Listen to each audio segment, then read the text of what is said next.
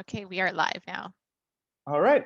Welcome everyone to the August 18th, 2021 meeting of the Menlo Park Environmental Quality Commission. This is a teleconference meeting with Environmental Quality Commission, EQC members, city staff, and members of the public participating remotely to ensure proper social distancing in this federal, state, and local emergency. So we'll begin with a roll call. I'd first like to introduce the staff and EQC members present. Commissioners Elkins, Evans, who is our vice chair, Gaillard, Cabot, London, myself, Commissioner Payne, the chair, and Commissioner Price is absent this evening. Our staff present tonight are Rebecca Lucky, the Sustainability Manager, and Sustainability Contractor, Candace Almondral. So Ms. Almondral, would you please provide instructions to the advisory body and members of the public on how the meeting will proceed? Thank you, Chair Payne, and members of the Environmental Quality Commission. Welcome everyone to the August 18th regular meeting of the Environmental Quality Commission, and thank you for attending. At this time, we ask that the members of the EQC please remain on screen for the duration of the meeting. You will control your own webcams and microphones. Staff will engage webcams and microphones to make presentations and respond to members of the EQC. For members of the public who are in attendance and wish to provide public comment, after the Chair Payne calls for public comment on the item you wish to speak on, please engage the raised hand feature, and I will have the ability to open your microphone at that time.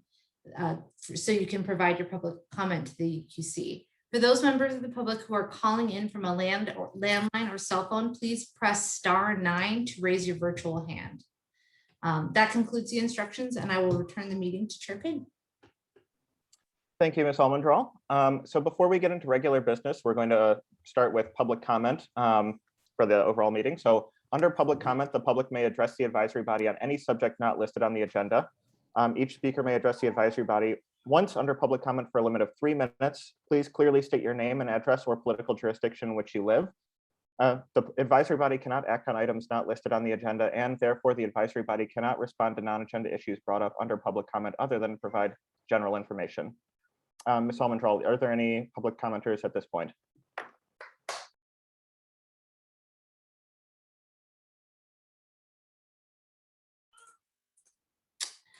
I do not see any raised hands at this time, Chair Payne. I'm just going to give it a few more moments. I'm confident in saying there's no public comment at this time. All right, then we can proceed on to regular business. So under regular business, the EQC considers recommendations from city staff on policy matters or administrative actions that require EQC approval. So the first item on our agenda tonight, item D1, is to approve the July 2021 minutes. So before we begin, first, are there any clarifying questions from the EQC commissioners before taking public comment on this item?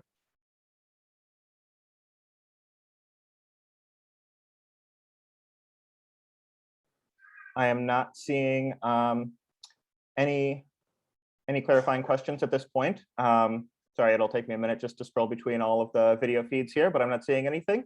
So then we can proceed. So Ms. Almondral, do we have any public comment on this item?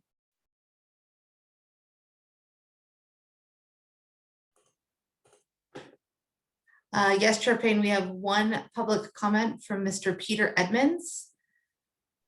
Okay, Mr. Edmonds, you have been unmuted, so you should be able to engage your microphone. Can we just test that really quickly, Mr. Edmonds?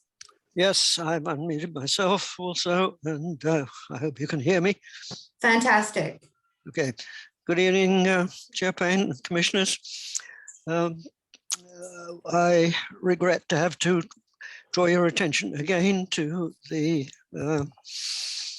statement that the minutes of the May meeting needed to be corrected. And this most recent minute states that there needs to be a correction of the word negotiation. That is not what the commission approved when considering the minutes at its last meeting. The word that is to be corrected in the May meeting minutes is coloration. Negotiation is the correction. So I trust that you will once again make a correction. and recognize that the purpose of the minutes is to place on record an accurate account of what occurred in the May meeting. And if anyone were to read the present purported correction with no prior knowledge of what has occurred, they would search the May meeting minutes for the word negotiation in the public comment, and of course they would not find it. So what we have to deal with this evening is misleading and not correct.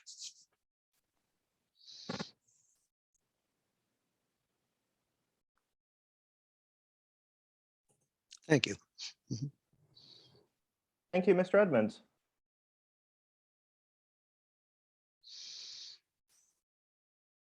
All right, Ms. Almendrall, are there no further public commenters at this point? There are no further public comments at this point. All right, great. Then at that point, we can move on to open this item for EQC discussion. Is there anything anyone here would like to discuss?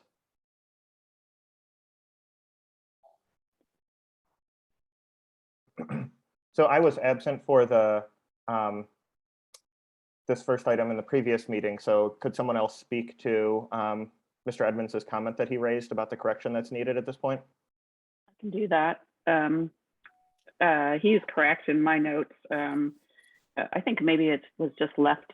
This is not really a complete sentence, because what should read, correcting the word coloration to negotiation. And that is what it says in my notes, that the previous minutes had used the word coloration and it should have been negotiation.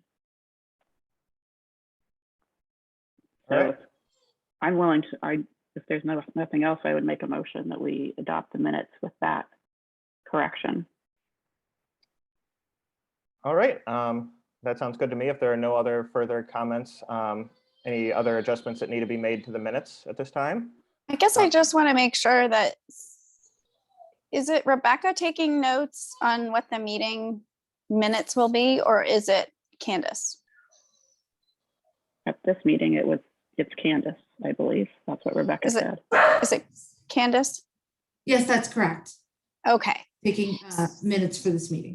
So Candace, are you understand? Because we're having a situation where there was a wrong minutes 2 meetings ago. We tried to correct it at the last meeting and we didn't get the right correction.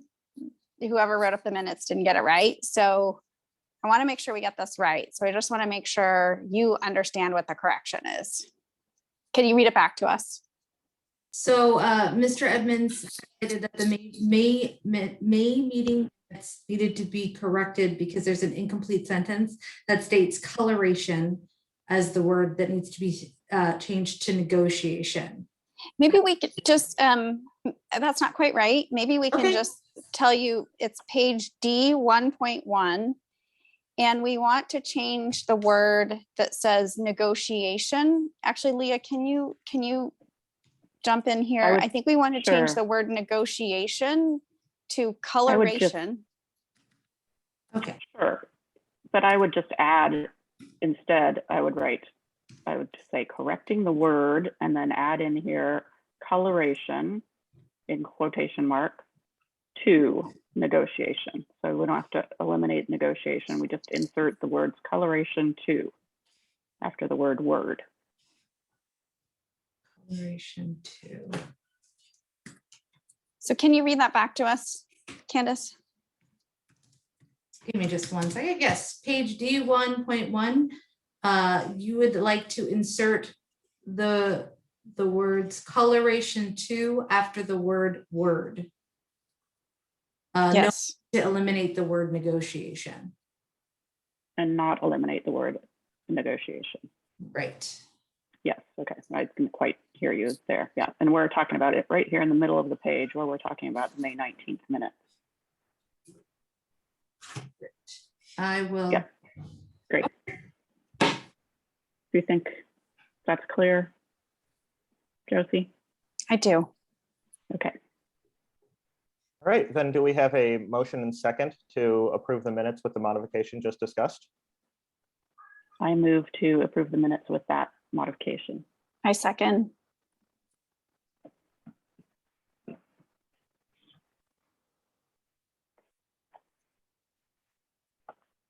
All right. Do I take the roll call vote at this point, or do you do that, Candace? We can do the roll call vote. Commissioner Elkins, Aye. Commissioner Evans, Aye. Commissioner Gillard, Aye. Commissioner Cabot, Aye. Commissioner London, Aye. and Commissioner Payne. Aye. Great. The motion passes unanimously.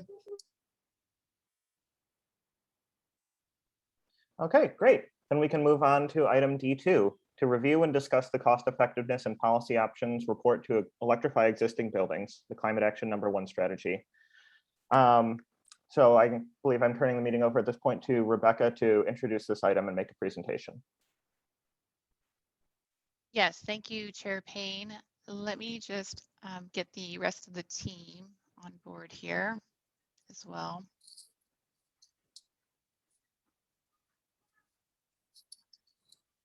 Oops. Let me see.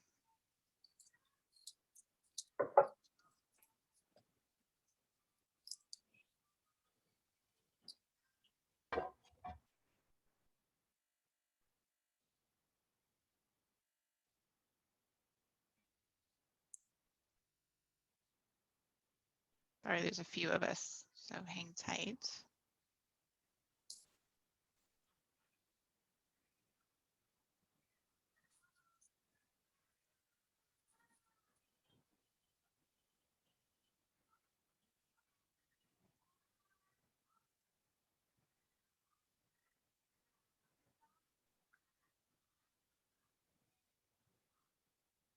Okay, I think we've got everybody here.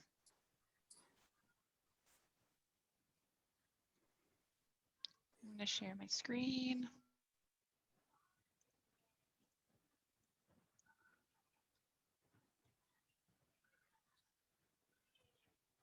Can I just note at this point that there seems to be a D2 missing?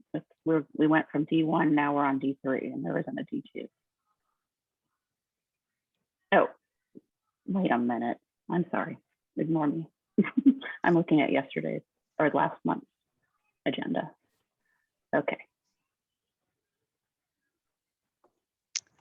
Okay, so item D2 is to review and discuss the cost effectiveness and policy options report to electrify existing buildings.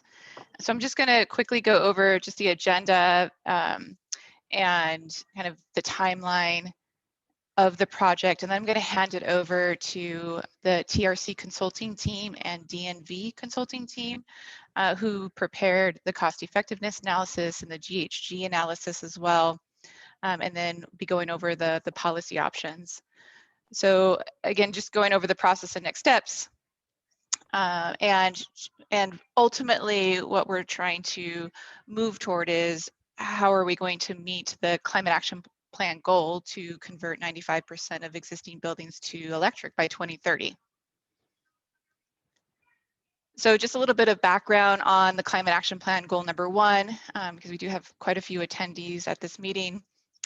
So the City Council adopted a updated climate action plan in July of 2020, and it included a goal to be carbon neutral by 2030. And one of the very first climate action plan goals was to convert 95% of existing buildings, both residential and commercial, to electric by 2030. And this really helps the city meet its carbon neutral goal because it capitalizes on the clean and fossil fuel free energy provided from Peninsula Clean Energy. So in Menlo Park, as well as other cities in San Mateo County, have subscribed their residents and businesses to Peninsula Clean Energy. There is a way that residents or businesses can opt out, but that opt-out rate is very low. It's less than 5%. And since 2017, they've been working toward delivering greenhouse gas-free electricity and also a very clean mix of electricity as well. So looking at wind and solar over hydroelectric power. And so on the right, there's a graph of our 2019 community-wide greenhouse gas inventory. And so you'll see that with Peninsula Clean Energy's energy portfolio, we've been able to really minimize the electricity used in buildings, the emissions that come from building use energy used in buildings, to be very minimal. It's about 8%. And so what really remains for the building sector is the use of natural gas. And the Climate Action Plan does have measures that address transportation, so I don't want to ignore that we also have a very big chunk of another piece of this pie. And so that falls under a few of the Climate Action Plan goals as far as transportation. And so Menlo Park's really taken a leadership role over the last couple of years in electrifying buildings. So Menlo Park was one of the first cities to adopt an electric building code requirement for new construction. That's new buildings, and that was implemented in 2020. And what again remains is a more of a flat trend with new development, but again, we still have the existing building natural gas use that contribute to emissions.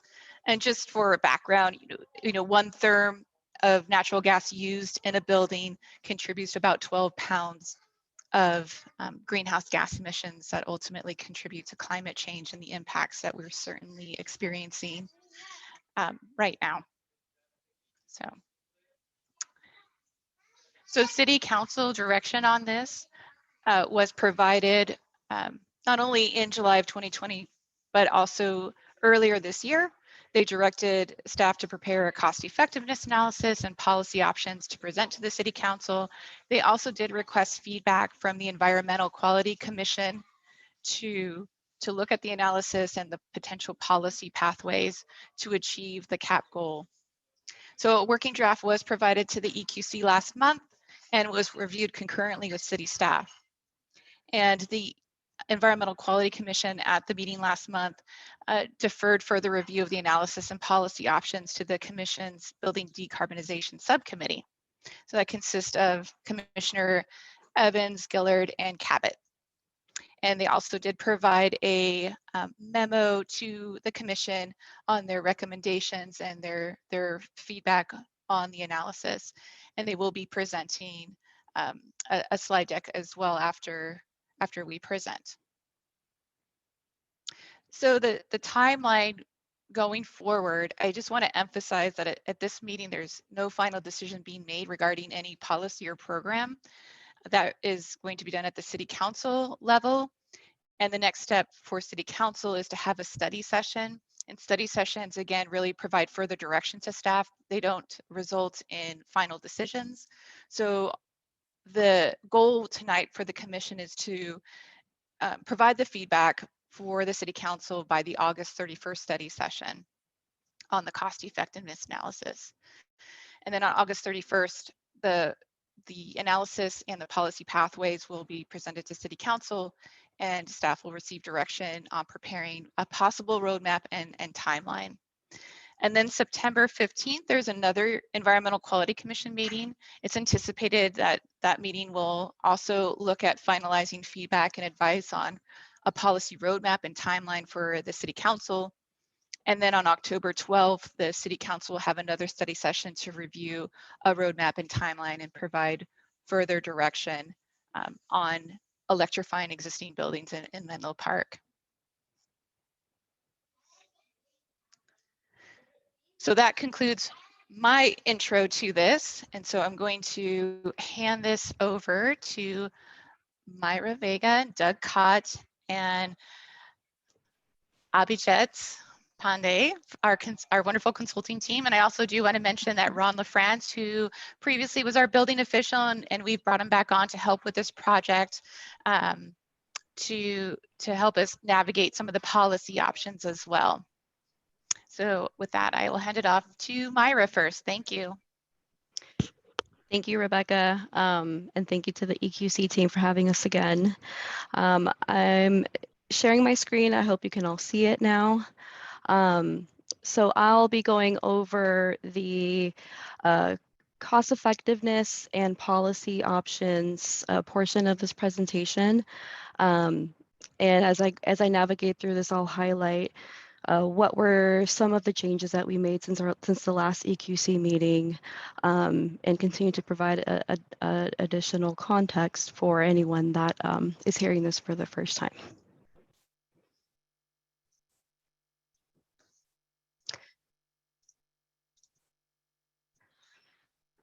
Okay, so since the last EQC meeting, we took feedback from staff, and what I'll be presenting on today will include updates to the cost effectiveness results for the various measures that we're proposing. What we're really looking at are heat pump water heaters for these are for water heating. These are electric appliances, and the intent here is to replace any gas water heating equipment with heat pump water heaters. For space heating, we'll be looking at heat pumps again. And then for cooking, we're looking at electric options, and for clothes drying, we're also looking at electric options. So those are different measures that will be highlighted in the cost effectiveness summary here in the next few slides. In the report, we did include a single family cost savings graphic. I think we pulled that out of this out of the presentation, but in the report, that is there, and the purpose that serves is to just get a snapshot of what bill impacts and what capital costs you could expect on a single family residence for the electrification measures we're proposing. We also included a burnout ordinance option. And so this would be, this is a policy recommendation for replacing any gas equipment with electric equipment upon the end of life. Previously, we only had voluntary replacements before end of life, and we've just included one for end of life. So Rebecca will be going over how we've written up that policy recommendation so far. And then what we're continuously working on is how to incorporate, the cost of climate change as we talk about the individual cost effectiveness for these measures. So how does that cost effectiveness compare to what the cost would be if we don't do anything? So that is in the works. We don't have a slide dedicated to that just yet, but we could have that discussion throughout this presentation. Okay, so on this slide, what I'm showing here is, is the market ready for electrification? And this is across the board for different system types. So we're talking about space heating, water heating, cooking, clothes drying, and pools. And also not just across different equipment types, but also different building types. So, what does it look like for single family and commercial buildings? So the point I want to make here is that a lot of the technologies we're talking about are not necessarily new. So these technologies have been around at least for 10 years, some of them even longer. And we're talking again about heat pumps for water heating and space heating.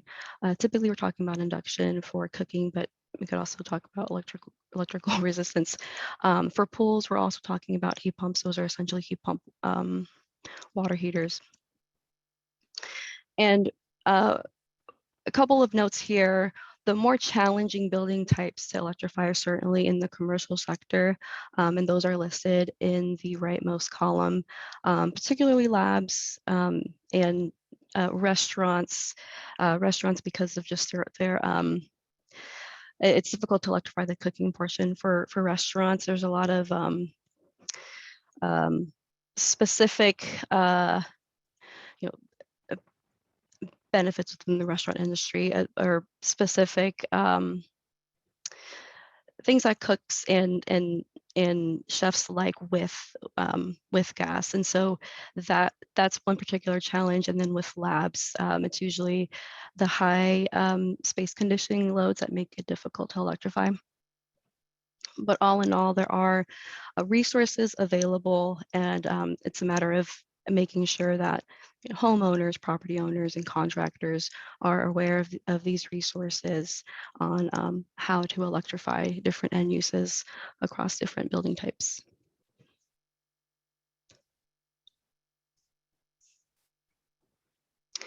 And this slide just highlights what a local jurisdiction role would be in developing incentives and financing for the different electrification policy options that we're proposing. And they could be broken down into two areas. One is taking the lead role in really developing what incentive programs could look like.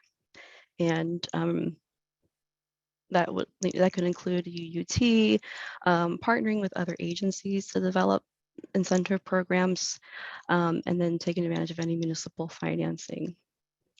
As far as functioning in an advocacy role, the tasks that would fall under that are trying to motivate or trying to influence on-bill financing, and alongside of partnering with other agencies to develop incentives, also partnering with other agencies to share resources and get the information out to the public.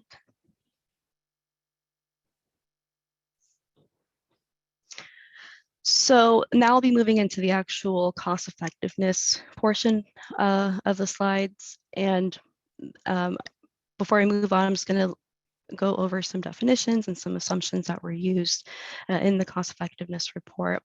So this was actually put together by Frontier Energy. They're a consultant to us. And so what they looked at in terms of cost effectiveness was both on the non-residential side and the residential side. So when we talk about the life cycle of equipment, these are the timelines that we're using. We're assuming 15 years of useful life for anything in the non-residential sector and 30 years for the residential side.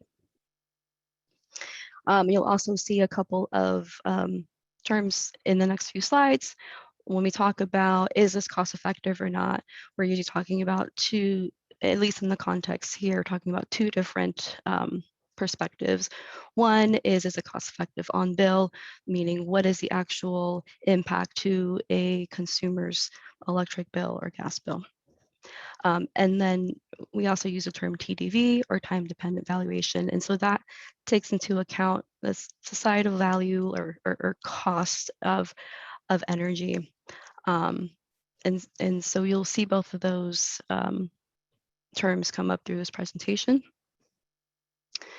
And with cost effectiveness, we look at it also in both in terms of what is the benefit to cost ratio. And so if we, this is not in the presentation, but in the report, we have benefit cost ratios. And so if for a measure, a benefit cost ratio is 1 or greater, usually that means that the benefits for the measure outweigh the costs. And then another way to look at cost effectiveness is in the net present value. What is this measure going to cost me in today's dollars? When we talk about vintages, we're talking about how old the buildings are. And so for each measure, we looked at the various ages of buildings as well, because that influences the cost effectiveness of the measure. So we looked at homes that were built in the 80s, in the 90s, and 2000s. The prototypes that were used on the residential side, what was assumed was a 2,700 square foot home. And for multifamily, we're looking at low-rise multifamily, which typically includes 8 dwelling units. I think, someone can correct me if I'm wrong, but my notes here say Menlo Park's average square footage for a home, is a single family home, is about 2,400. So that just kind of provides some context as to how Menlo Park's specific data aligns with our prototypes. And then on a non-residential side, you can see we use the various square footages for the different type of non-residential buildings. So all in all, what this means is that these results are for very specific sizes. The results will be looking at our averages across these different sizes. So just to put that into context. All right, so first I'll be going over the results, the cost effectiveness results for water heating. And again, when we talk about water heating, what was modeled are specifically heat pumps.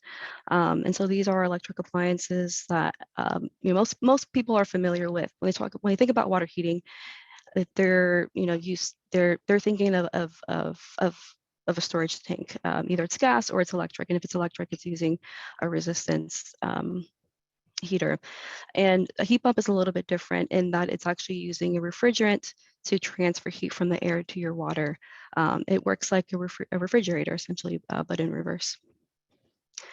And what we found, or what Frontier found, is that the upfront costs for replacing a heat pump water heater or replacing a gas water heater with a heat pump water heater nominally very barely increases the bill in that first year. But over the 30-year life cycle, it's actually saves the consumer $6 per month throughout the life cycle of the equipment. There is it's net negative. I don't know if that's the right word. Assuming that there aren't incentives used. And the incentives here, I believe, are 1,000 for space heating, 2,000 for the water heater. So you can see here how much of an impact those incentives have on the consumer. And that summarizes what Frontier found for the water heaters.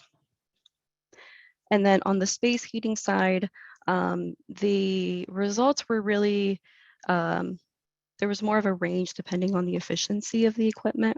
And again, here we're talking about heat pump space heaters, which uses the same technology as the water heaters. You're just you're conditioning your space as opposed to warming up your water. So for a standard efficiency space heater, there weren't a whole lot of savings to be had, both throughout the course of throughout the life of the equipment and on bill. And Frontier actually didn't model the net present value of the heat pump space heater replacement with the incentive, which is why it's not listed there. But at least for a high efficiency heat pump space heater, you do see some net positive savings through the life of the equipment.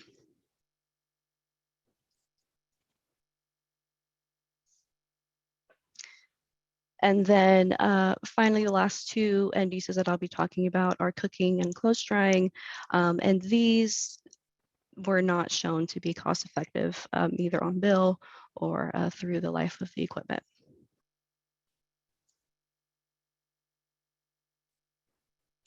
So those were the residential results. And then on the non-residential side, what I'm showing here is a table that lists the different commercial buildings on the left side and the various scenarios where electrification might be cost effective. And so anywhere it's green, we're seeing that the measure is cost effective, either on bill or TDV. If you remember the terms that I brought up a few slides ago. So it means it's both, the consumer will see a savings on their bill. And when we incorporate the societal cost of energy, it's also considered cost effective. The different definitions you see across the board or across the top here, all electric.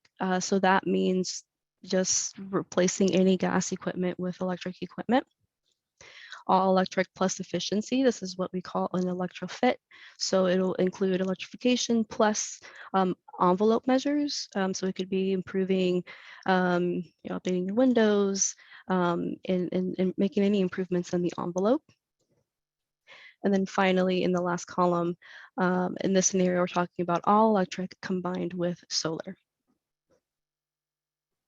So we can see that combining electrification with solar overall helps to improve the cost effectiveness for electrification for a lot of the prototypes that we've modeled here, with the exception of restaurants.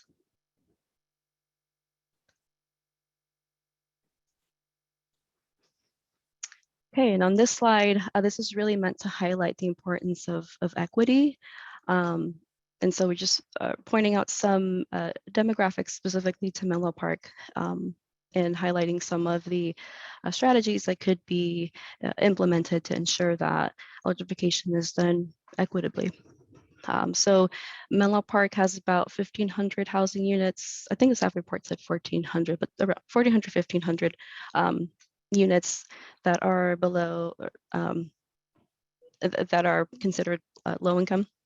And so some different ways that we could ensure that electrification is done equity, or some things to consider as we navigate these different policy options are ensuring that LMI residents have access to, or low to moderate income residents have access to incentives, and making sure that, or paying particular attention to what the impact is on their bill, and being particularly sensitive to, how much is too much for LMI residents, including some provisions to prevent rent evictions, which is something that can happen when property owners evict their tenants when they're making building upgrades, so they can increase the rent. Another really effective method to consider here in terms of developing equitable policy options is to work with community-based organizations to not develop these policy options in a silo, but to get feedback from those folks that would be mostly impacted from these policy options, and any organizations that advocate for them as well. On the right here, just highlighting some cities that have rental housing inspection policies, and this is also a good recommendation to consider when we're thinking about proposing some equitable electrification policies.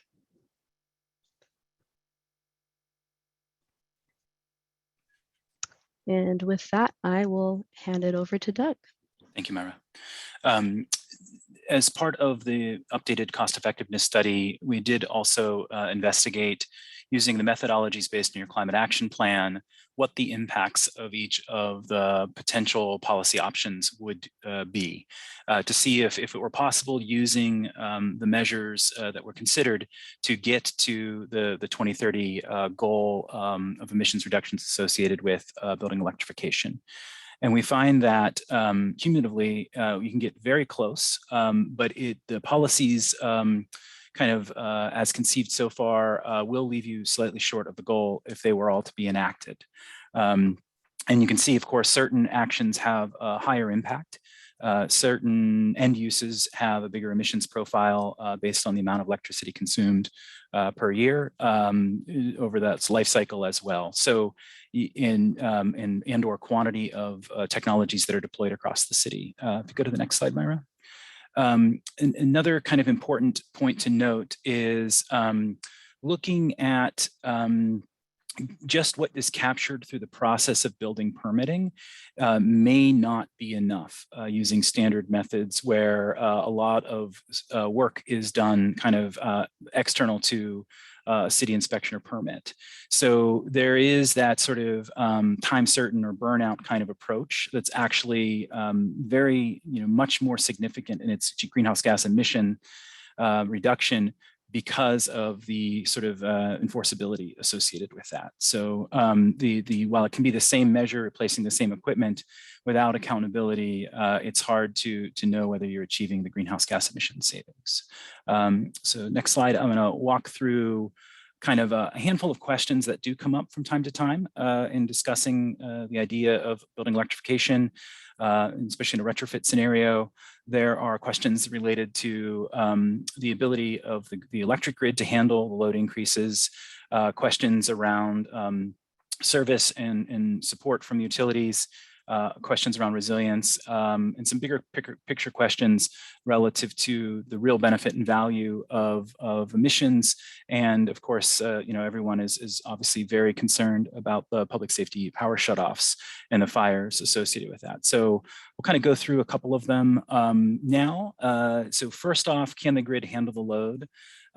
There are some technical studies recently we reference here that new construction would represent 1% of the building stock. For the new construction going all electric. When you look at existing buildings, it's maybe a 3% additional load that's expected. And part of that has to do with when the loads are coming onto the grid. So building electrification across Peninsula Clean Energy's territory, who conducted this study, indicated that it was a 3% increase in for building electrification for existing as well. It's worth noting that the grid operators in California are mandated and required to deliver the power that's needed. So that is a sort of service obligation guarantee that's part of that.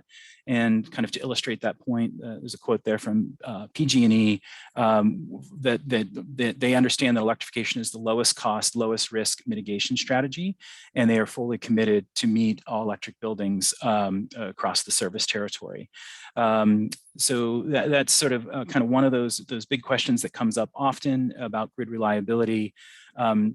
There is ongoing maintenance and operations improvements of grid services all the time, and it's baked into future rates and escalation assumptions around that. So the idea of electrification is not new; it is known to utilities and is incorporated into kind of future costs. If we go to the next slide, one of the questions that often comes up around resilience, it's worth noting that basically most modern equipment, if it is burning methane in your home, it also is relying on electricity. So think of a gas forced air furnace. That fan or that blower requires electricity.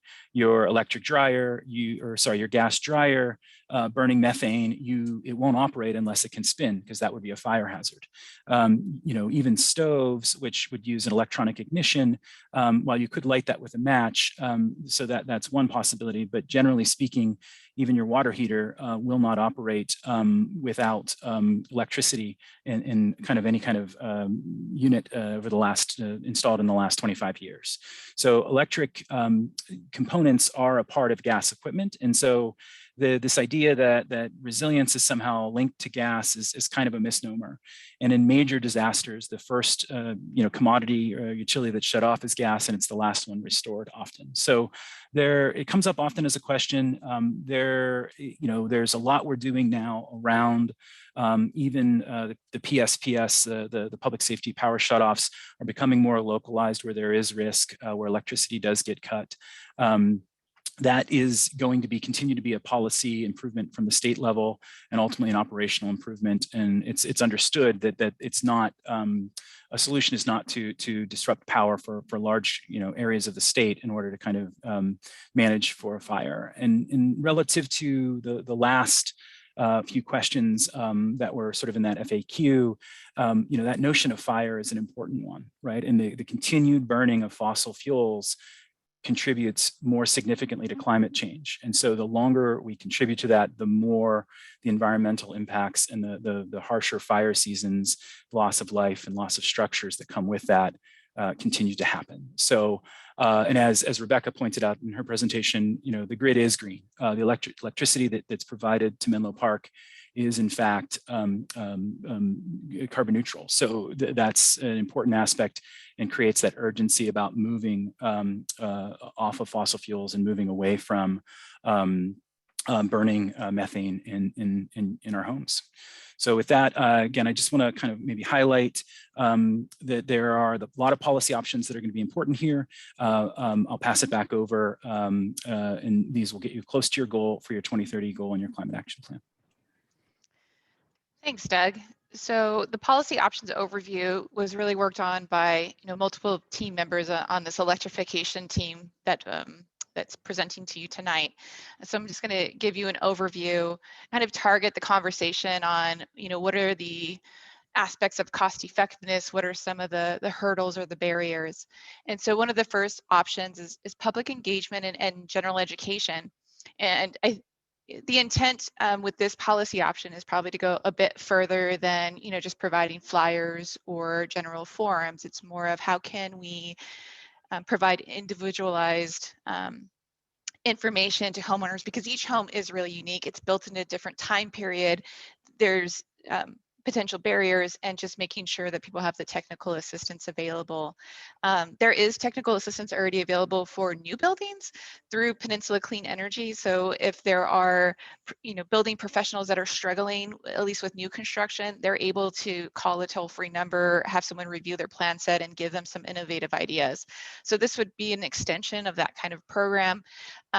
It could look different in a lot of different ways. It could be something that's done by the utility like PCE, Peninsula Clean Energy, or something the city takes on. Another aspect in providing public engagement and education, and also addressing equity, could be piloting projects for low to moderate income communities. And that really, again, demonstrates and gets the people who are most impacted by standards and also by greenhouse gas emissions and climate change, and at the forefront of these changes and ensuring that they're able to save on their bill. So, and when I talk about electrification with equity in mind, it's also looking at not just electrification, it's also looking at potential energy efficiency upgrades, potential solar install upgrades as well, or installing solar in general, that can really provide cushion and savings to those members of the community that are most financially vulnerable, and again, vulnerable to climate change. And then there is the traditional outreach and forums for residents and businesses. So, you know, people may be thinking about this, but are not quite sure where to start. We have a lot of experts on this commission that have really helped a lot of community members already transition.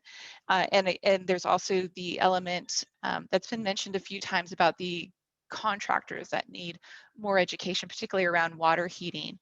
And that's speeding up, and to a large degree too, that, you know, this is happening due to the new building REACH code regulations, where all electric homes are being required. So it's trickling down. So a second option is to generate funds for financing, and this can focus on the community at large. It can focus on low to moderate income community members. It really looks at different revenue generating mechanisms to help kind of bring down those incremental costs and kind of provide that long-term payback that we want to see in the short term. And so the city and utilities have different ways of achieving that goal. It could be using city reserves. Many cities have American Rescue Plan funds. There's the ability, as mentioned already, the utility users tax. And again, it could be different ways. Like you could partner with a local utility, partner with lenders to provide streamlined financing options. It can include on-bill financing, which is something the Peninsula Clean Energy is looking at this month at their board of directors meeting. And that'll make it an easy turnkey kind of solution to providing electrification for existing buildings. Another option is time certain building performance standards. So this is not traditionally done probably in California, but it's been done in other cities around the nation, where you could set a deadline for certain upgrades to be made. This has typically been done for energy efficiency and rental units. I think Boulder, Colorado is a typical example that comes up when this is talked about. And the city of Berkeley also has BESO requirements as well, where they require certain upgrades at the time of sale. But I think the key takeaway here is, you know, there are ways of doing this, taking baby steps, where you set a deadline, but there's no kind of, I would say, enforcement of it. It's just getting the reporting. I think it's City of Berkeley does that quite a bit, but it's kind of moving toward a direction and putting the kind of the foundational work that's needed to eventually get to potential enforcement. So there's a lot of different ways to slice this kind of policy option. And the report does go in depth as in regards to pros and cons of each of these policy options. Next slide.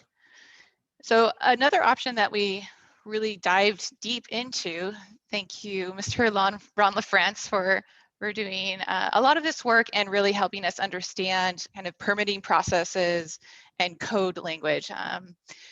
And we looked at possible ways where we could electrify existing buildings using the building code. So just making local changes to the building code.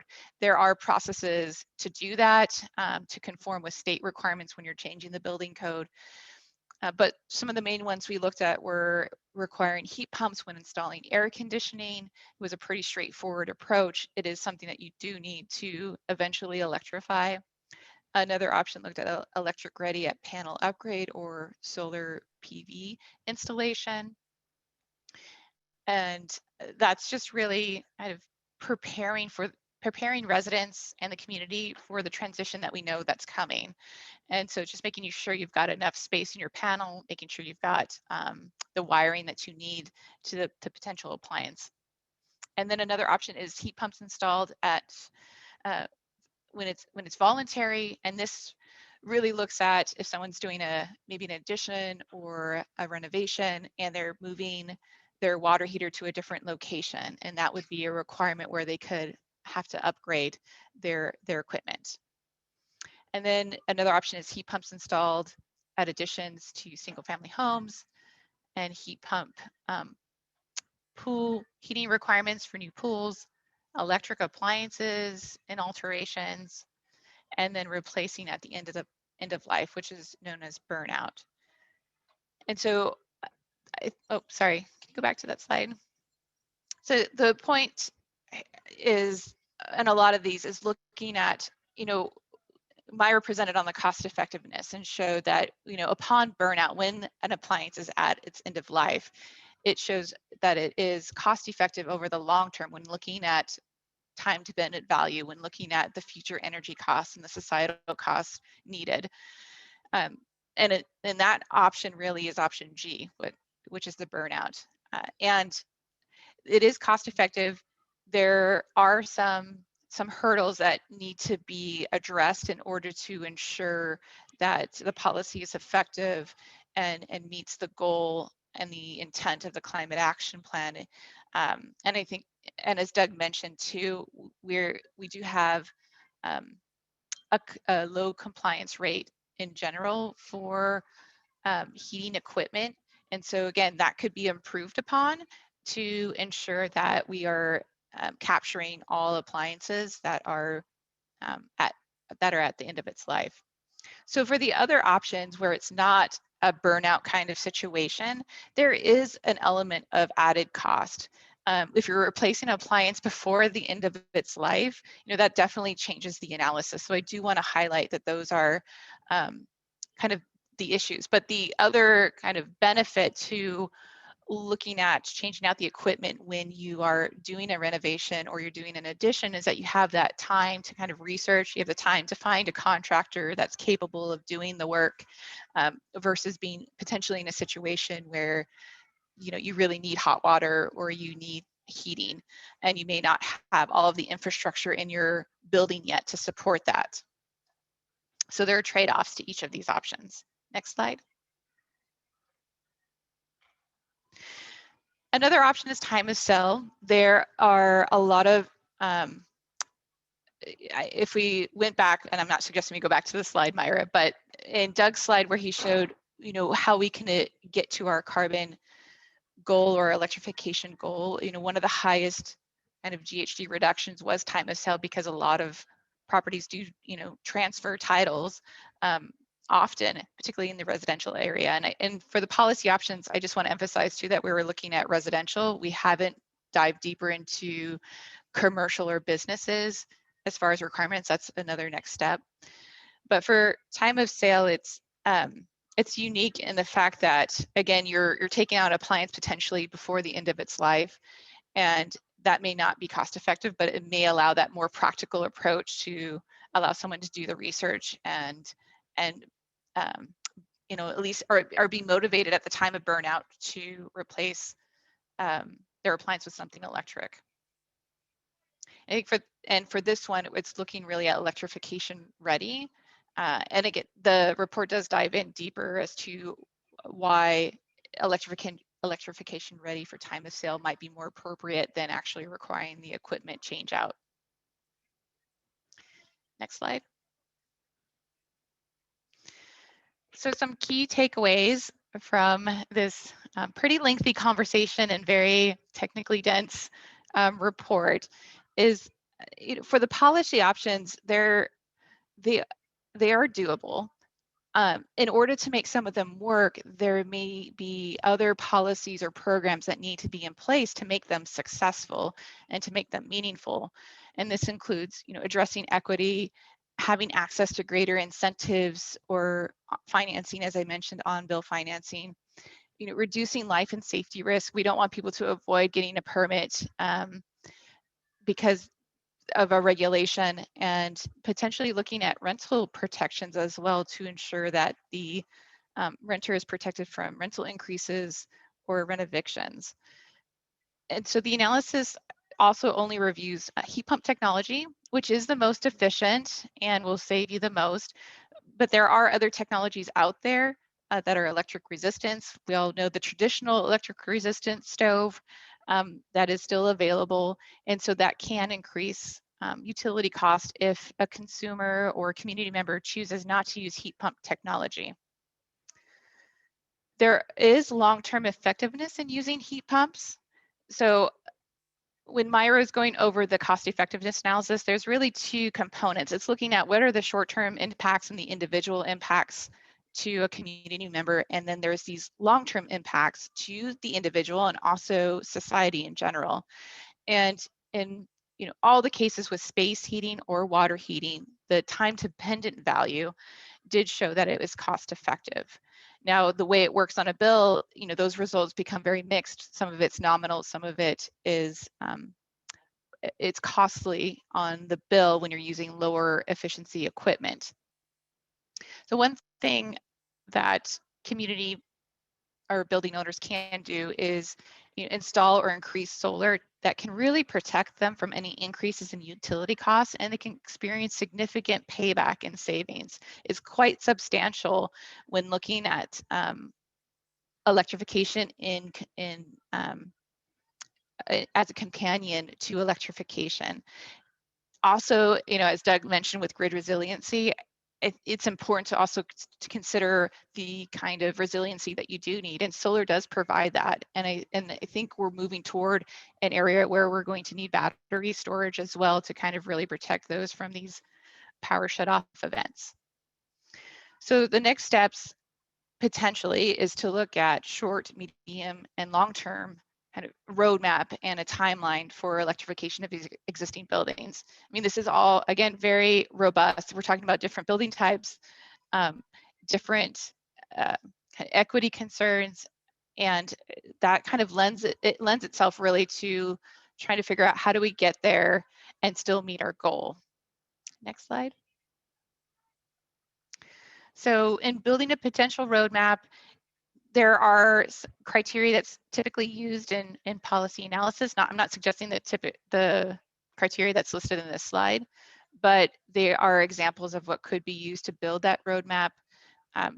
There are trade-offs that are being made if you're looking at implementing a mandate right away, and it really depends on the ability to ramp up a lot of the financial incentives and getting those that are low to moderate income kind of at the forefront of electrification.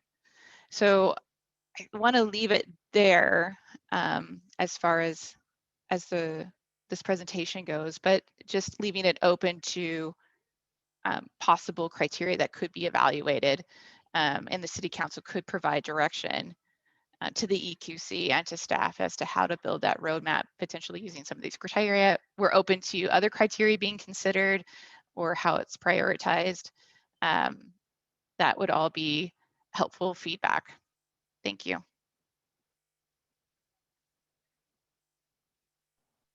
Is there another slide, Myra? Sorry, maybe I didn't check if there was another slide. There we go. There's the contact information to a great team that's put this presentation together, and it's really helped us since January on this project. Okay, thank you all for that presentation, for all that information. It's very valuable. So at this point, are there any clarifying questions from commissioners for any of the presenters?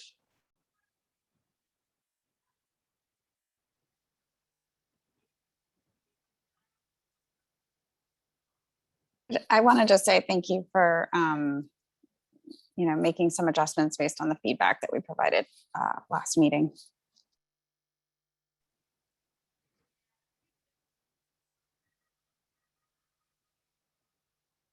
All right, so if there are no clarifying questions at this point, Rebecca or Candace, do we move on now to the presentation from the Building Decarbonization Subcommittee or public comment first?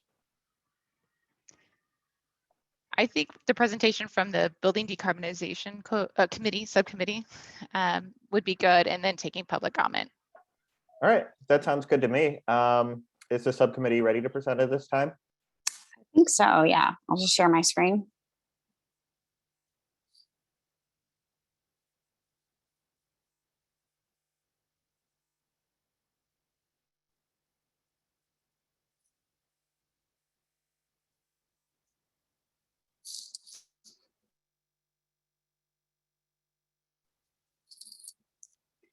Okay, can everybody see my screen? Yep. Somebody can say something because I can't see you. Okay, great.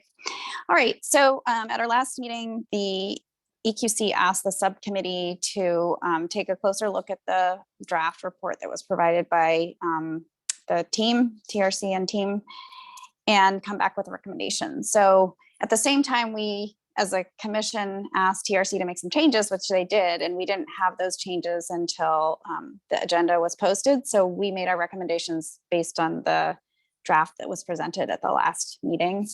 So just keep that in mind.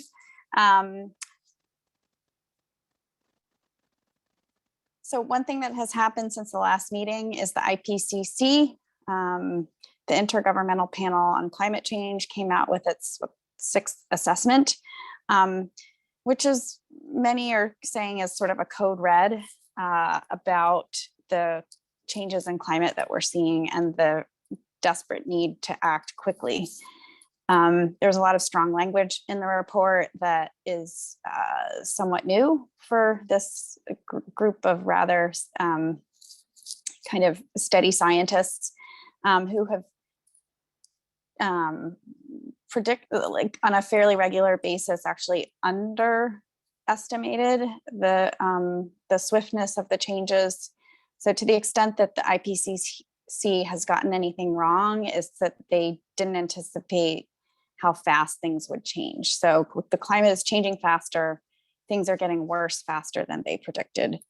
So this was a very strongly worded report, and it did have a focus on methane, which is what we're discussing today. Methane makes up 85% of what we call natural gas. So there's a lot of urgency around methane, which has a very high global warming potential, 86 times higher than carbon dioxide in a 20-year time frame. And what we're hearing from the IPCC is we actually have a quite short window to make drastic changes on our greenhouse gas reductions. Okay.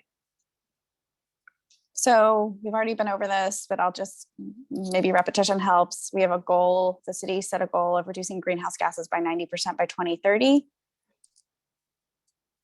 The city adopted 6 major actions, and we are tonight focusing on action number 1, which is policies and programs to convert 95% of existing buildings to all electric. So I just want to sort of point out that we're already 1 year into our 10 years, having passed the climate action plan last July. We're already 1 year in, and we have not passed any policies or made any changes to cut our greenhouse gases. So that means we're currently not on track to meet our goals. We did, because of the creation of Peninsula Clean Energy and the increasing cleanness of their electricity mix, that slice of the pie, which is our emissions related to electricity, continues to shrink, which is great. But the piece of the pie, which is our building emissions related to greenhouse gases, have not shrunk. In fact, they've increased. So just to be clear, we are not on track as a city to meet the Paris climate goals. We are not on track to cut our greenhouse gases to keep the Earth's temperature rise below 1.5 degrees C. And we are not on track even to keep Earth's temperatures below 2 degrees C.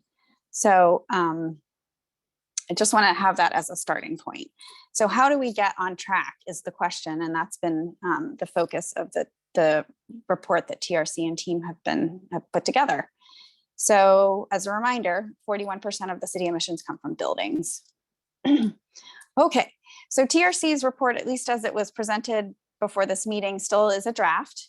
And there have been some significant changes, which we again appreciate, but it seems like there's still some loose ends to be tied. And we look forward to those, the final report coming out. So a little bit of context, Americans are still very slowly coming to grips with the need to fight climate change. I think people are noticing the fires and the smoky air, which we've all been experiencing for the last couple of weeks, greater intensity in hurricanes, et cetera. But Americans haven't really started resolving to take much action. So the major areas for taking action is the fossil fuels we use in our lives, and that's primarily related to our transportation and our buildings. So,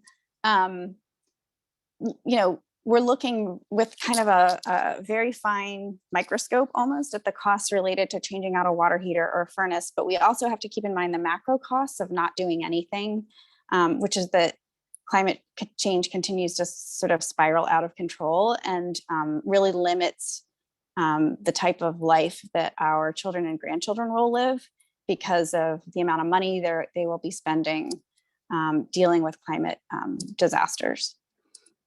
So, it's always hard for a city that makes a first move like Menlo Park is considering doing to demonstrate leadership. It's hard to have the courage to do that. But we're pretty confident, similar to the REACH codes, that if Menlo Park makes this move, that other cities will follow suit. So I don't think we will be alone for long. That's what we're hearing from other cities. And the TRC really shows, again, not looking at things under our microscope, but just taking a step back. What the TRC report shows is that actually going all electric in existing buildings is pretty affordable. There's some cases where it's, marginally more to stay with the status quo. But again, that's not considering the cost impact, the economic impact of continuing to burn fossil fuels. So we have to really keep that in mind, that, it looks free to continue to burn fossil fuels, but I think we all know that it's not really free, right? We all pay in terms of, reduce impacts on, related to what costs related to wildfires or insurance premiums going up over time or loss of life related to fires, or those all have economic, they're horrible in and of themselves, but they also have broader economic impacts that are not considered in this study. So again, stepping back, really, this looks quite affordable. And with that in mind, the subcommittee is recommending that the city council move forward swiftly in putting together a policy. So we have a couple slides. Tom, can you speak to this one? Yes, thank you. So this one is taking the results from TRC's study. I think it's figure 3 on page D 2.18, and converting them into the, just displaying them as the monthly costs. And what's shown across from the left side is the monthly cost for operating and paying the capital on these conversions. And the upward cost there is hits your pocketbook, as a spending, and the downward arrows are savings, reduced cost compared to status quo. And what we see is low efficiency heat pumps in the left side were modeled, and those have an upward cost impact. And then right next to them are are 5 different scenarios with high efficiency heat pumps, the type that are used more in PG&E territory, because with the higher electric rates, it's not economic to use the lowest federal standard equipment. So customers around here tend to use those next 5 devices, which, you know, just are back and forth, depending on whether there's an incentive or not. They're just, about $0 a month roughly. Then things get really economic if you start combining solar with them. And that's the next 3 bars that really point downward, saving about $40 a month in costs. Then the next 6 bars there are heat pump water heaters, and showing their costs. The upward cost would be without any incentive. The downward cost would be with the incentives that are offered these days for helping subsidize the capital cost of those. So they're kind of a wash as well. The next 6 bars are showing the first 3 heat pump water heaters with solar, and the 3 next to that is not doing any heat pumps, but doing the circuits for electrification and also putting in solar. So all of those things are saving on average more than $30 a month. The 2 things that Ms. Vega identified as not cost effective are the next 2: electric cooking, pointing upward over $11 a month. And excuse me, that was electric dryer, and electric cooking at about $5 a month. Those 2 are there. And then the next 3 are just combining the 2 types of heat pumps together, the space heating heat pump and the water heating heat pump. And you can see they're just clustered around 0, a couple up, a couple down. And then the final 3 on the right are, what if you do all 4 measures? So what if you use the heat pump water heater, photovoltaics, the gas cooking, electric cooking, and electric drying. So I guess that's all 5 measures. So combine the whole package of all 5, and it's savings on the order of $35 or more per month over the whole period. So it's just a way of looking at the economics in the table and converting it over to maybe more intuitive feeling things, which is family budgets, just trying to see if I take that net present value shown in there for what does that cost and divide by the term of 30 years, how does it look? Yeah, and I'll just, you may have said this, Tom, but the reason there are 3 bars for all of these things is because they looked at 3 different vintages of building. If that's maybe confusing. But Tom, you want to speak to this?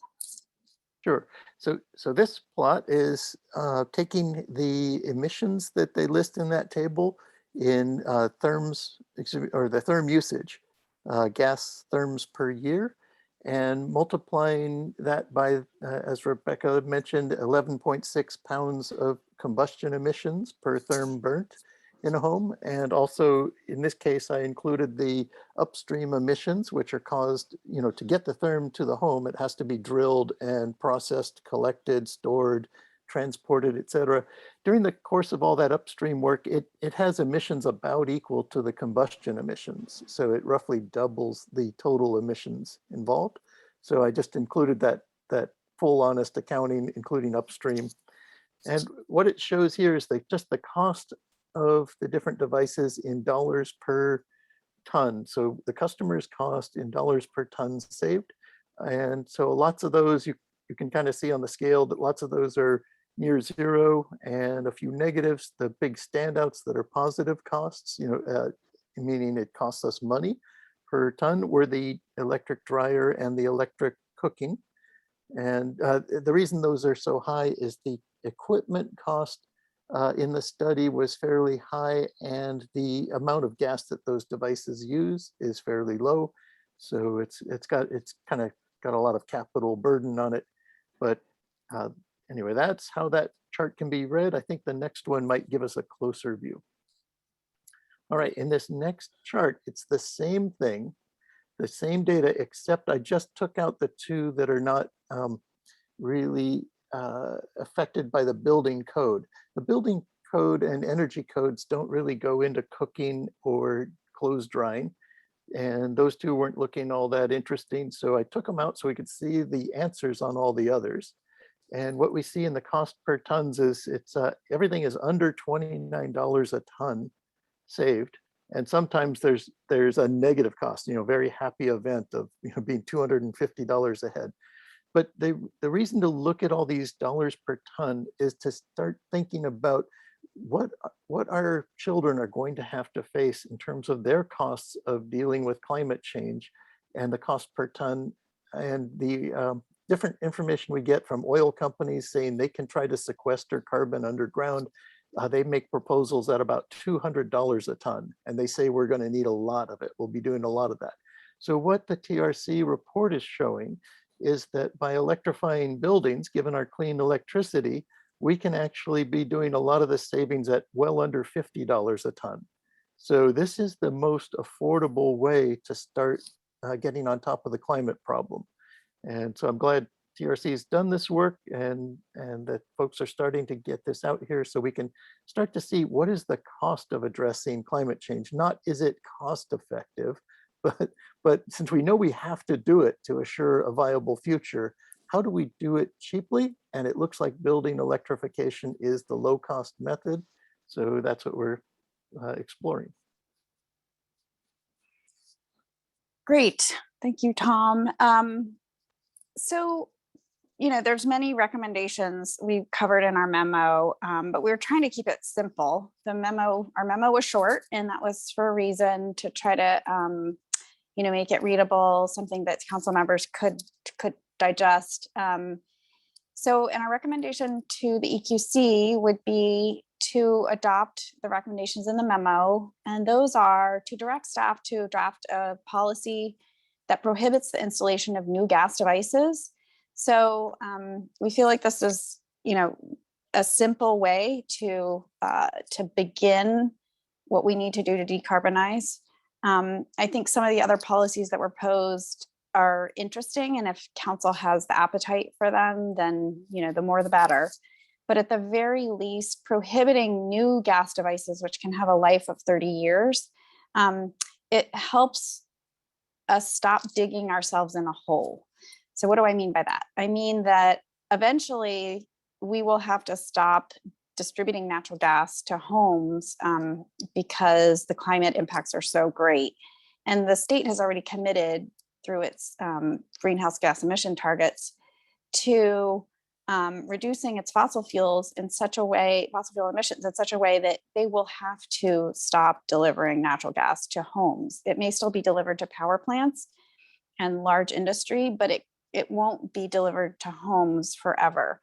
So that means if you live in Menlo Park and you install a gas furnace today, which has a useful life of 30, maybe 40 years, it's very unlikely you will get to use that device for the full life of it. So we want to help, guide residents to not be making those uneconomic choices. So preventing ourselves from, digging ourselves further in a hole from a climate perspective, but also from an economic perspective, we want to help residents avoid those choices.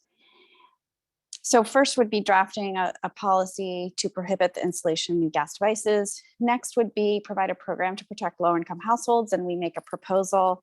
We spend about 2 pages of our memo on equity guardrails and very specific recommendations for increasing the UUT to the already voter-approved level of 2.5% to 3.5% on utilities, which would, according to staff, generate about $3 million of revenue to the city per year. And over a 10-year period, we show that could be used to fully electrify in like a turnkey program all of our low-income households currently in Menlo Park. The city wouldn't need to pre-screen people. We recommend that program could be, the participants in the program could be identified through their participation in PG&E's CARE program, which is bill assistance for low-income folks. So PG&E already does that screening to assess someone's qualification as a low-income household. So we would recommend that basically the city provide funding and build a program around folks who are already qualified as part of the CARE program. And the goal there would be, we pass policies that are not targeted to specific neighborhoods, it's targeted to the whole city, but there would be a program to help those who financially cannot afford this. And as we just saw, the costs, look pretty affordable, but there are some people in our city, of course, who, even knowing where their next meal is coming from is challenging. And so there is a need to provide these equity guardrails, which we're very committed to and would recommend that council put in place as soon as possible. And then, the other question is market readiness and feasibility, people coming across challenges or getting bad recommendations from contractors that they needed to upgrade their electrical panel, for example, when they didn't, which creates extra expense. So there's a lot of technical expertise being developed, both in Menlo Park, but in San Mateo County more generally in this area. Just hasn't sort of trickled down, but I think with some more programs like the one that's provided by Peninsula Clean Energy to builders of new construction, we could have similar programs available to homeowners and just regular plumbers and HVAC contractors who maybe are struggling to make a project affordable. But those resources could be provided either through Peninsula Clean Energy or through the city. And just final recommendations for the council to consider. We are in a climate emergency, which was declared by the council. The fact that we have not done anything yet, a year has passed, maybe doesn't reflect emergency kind of speed. So I think we need to move boldly and quickly and pursue a decisive path. Recruit help as we need it. There's certainly private sector partners that could help with electrification services, for example, Block Power. Peninsula Clean Energy is another committed partner in this effort. And we recommend that council direct staff to develop the policies and programs that would need to support everyone in this transition to make it equitable. So that is it. Well, thank you to our Building Decarbonization Subcommittee. Are there any clarifying questions from other commissioners at this point before we move on to public comment and then discussion of this item? And if so, please just speak up in case I don't see a hand raised. All right, I'm not seeing any clarifying questions at this point. Ms. Almondrell, do we have any public comment on this item?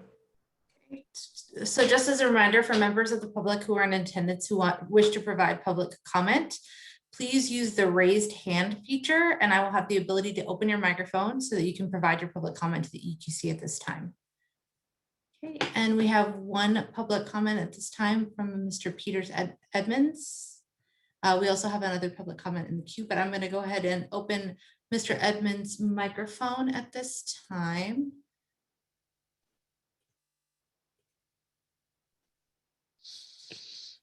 Okay, it's open, I think, yes. Thank you to everyone. I'd like to acknowledge the tremendous amount of work which has already been put into these presentations by the contractors in the commission, the subcommittee, and everyone else who's involved, staff, of course.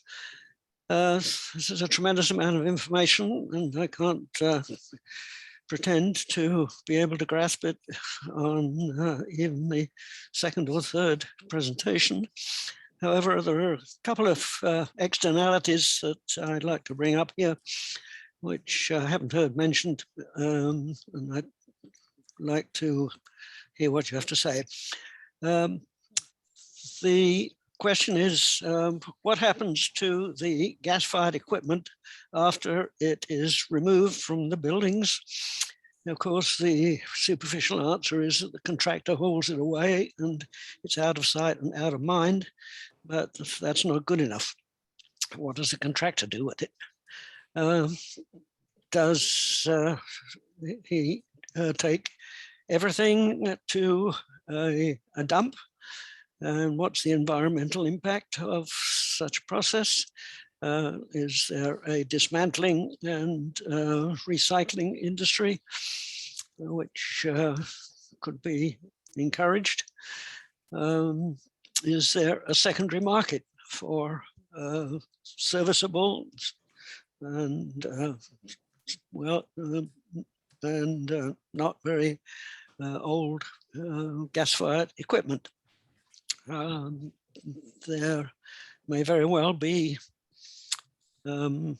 places where it could be an advantage. It's not so long ago that we were being urged to use gas-fired equipment as a transitional fuel from coal products, and now the gas-fired equipment has become undesirable. But that's not necessarily the case everywhere in the country or everywhere in the world. If there were a secondary market that the contractors are aware of, then some revenue from that source ought to be reimbursed to the owners who previously owned the equipment, I think. And I'm sure that would be an incentive to speeding their transitions. Also, a secondary market would tend to decelerate the continuing market for new equipment of the same type, which is still being sold somewhere. So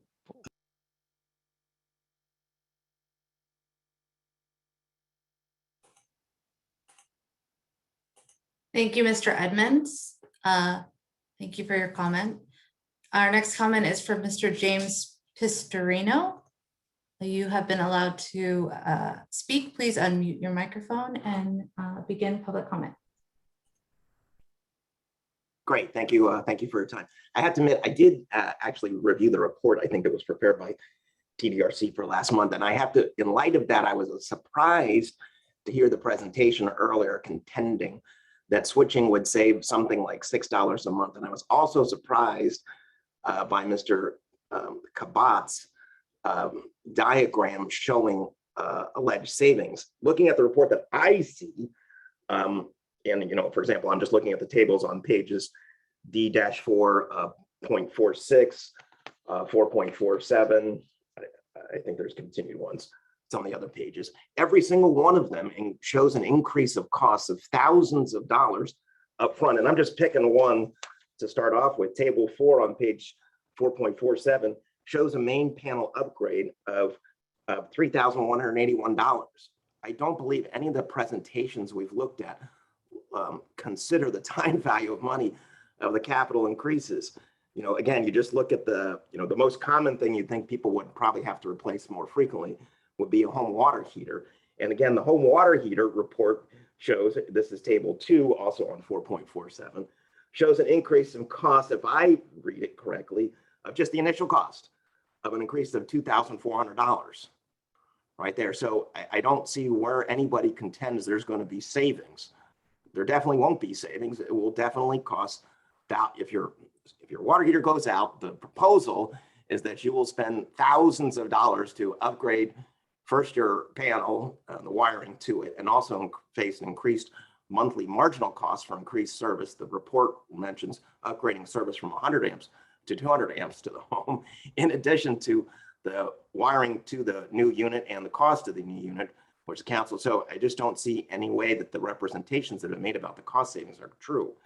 Also, the report indicates that for water heaters, the heat pump water heaters use up space that they're either 1.5 times the size or two times the size of a traditional water heater. And the report goes on to say that you really have no idea whether or not that could actually be done in the housing stock in Menlo Park. And again, I'm looking, for example, on just to give a report reference to it on page, let's get you on here. 30 seconds, Mr. Pistorino. Yeah, on page 4.27, you say that you don't know, and they couldn't be installed outside because they can't be exposed to the element. The units themselves have decibels. that are higher than are acceptable and they couldn't be put on the side yards. So what you say is you really don't know. So, and I know also you guys don't know how many houses would need these upgrades. So really the representation they made don't line up with the report and they just don't ring true. Thank you. Thank you very much, Mr. Pistorino. Next up, we have Mr. Rich Whipfler. After that, we also have a call-in comment from phone number ending 7073. So just to let you know you're on deck. Mr. Whipfler, you have been allowed to talk. Please unmute your microphone and proceed.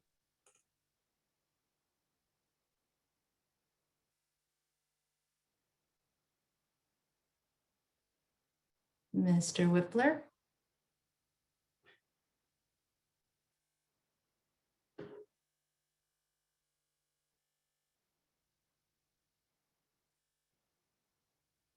Mr. Whipfler, unfortunately, we can't hear you at this moment. I'm going to leave your hand raised, but I'm going to mute you at this time, and then we're going to move to the call-in comment from 7073, and then we'll return to you, Mr. Whipfler. Okay. Call-in comment. You have been unmuted, been allowed to speak, and I have asked you to unmute.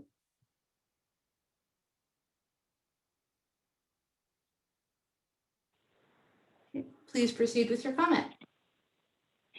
Good evening, commissioners. This is Diane Bailey with Menlo Spark, and I've already submitted email comments, so I'll keep this very brief. I just wanted to voice my strong support for the subcommittee's recommendation. I think it's very well researched and well thought out, and I really appreciate all of staff and the consulting team's effort on this measure. I wanted to direct your attention to some late comments that came in from Redwood Energy, just summarizing some of the low-cost products on the market. They're really experts on keeping electrification affordable, and they have a lot of experience in working with developers to keep costs down by using electric products. So I hope that you guys can find those comments, and I hope that they're useful. And also just wanted to note that there are a lot of really positive, supportive comments that went to City Council this evening.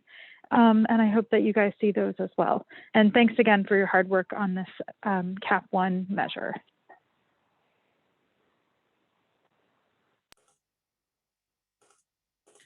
Thank you very much, Ms. Bailey. Mr. Whipfler, let's try again for your comment.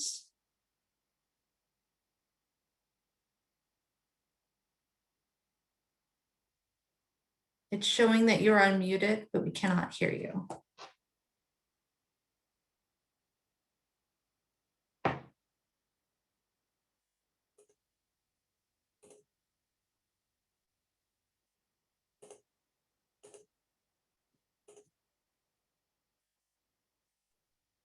Okay, unfortunately, Mr. Whipfler, we could not hear you. So we're moving on to Ms. Karen Grove.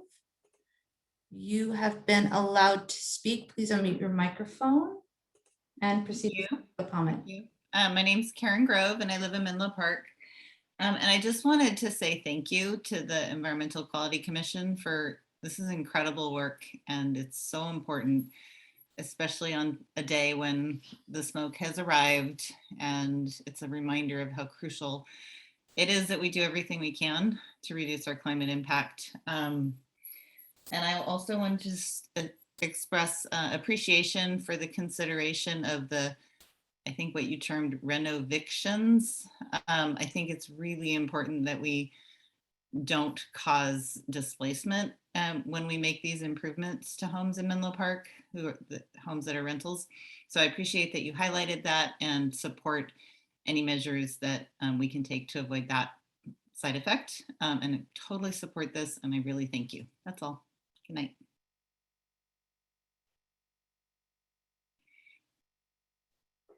Thank you very much, Ms. Grove. Okay. At this time, are there any other public comments? I do not see any more hands raised. Last call for public comments on item D2. Okay. There are no other public comments. I return it to you, Chair Price. Thank you to all the members of the public for taking their time to provide input on this item. So at this point, if we're moving on from public comment, we're moving into our EQC discussion. So I'll now open the floor to any EQC commissioners who want to provide their input on this item.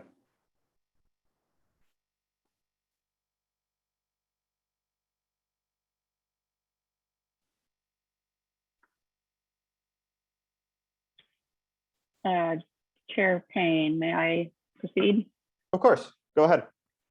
I just wanted to address this, or ask the subcommittee actually to address this question of the electrical panel upgrade. It does seem like there's confusion about that if it is a necessary first step towards installing any of these electrical heat pumps, then it does appear that it would be a significant cost. However, it's my understanding that it's not generally required.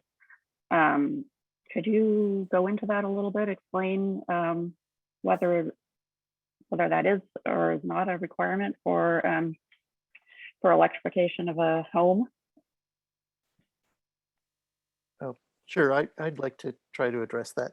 Often it's the case that the first generation of heat pump water heaters, they're just an evolution of power intense electric resistance water heaters that were on 30 amp electrical circuits. And a second generation is coming along that does the same thing, but on a 15 amp circuit. It just has a smaller backup resistance water heater.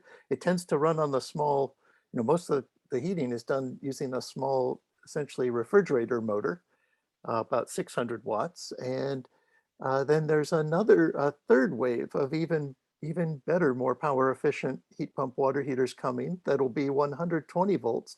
They'll just plug into a regular outlet in the garage or wherever they are. And just like your refrigerator plugs into an outlet, and they will run a reverse refrigeration cycle to heat the water. So these things are all coming down the pike right now. The manufacturers say they'll be releasing the 120 volt models into the market later this year, although there have been supply chain disruptions due to COVID and canal problems and Suez and things like that. But that's all happening. And then also, by looking more carefully at the electric panel and the choices involved in electrification, we find there are definitely ways to decrease the number of folks who have to upsize their panels by carefully choosing other equipment. And then, maybe we need to ask the consultants, what did they include in their study in those numbers that have, that are in the report. And actually at this point too, I'd also like to help clarify for Mr.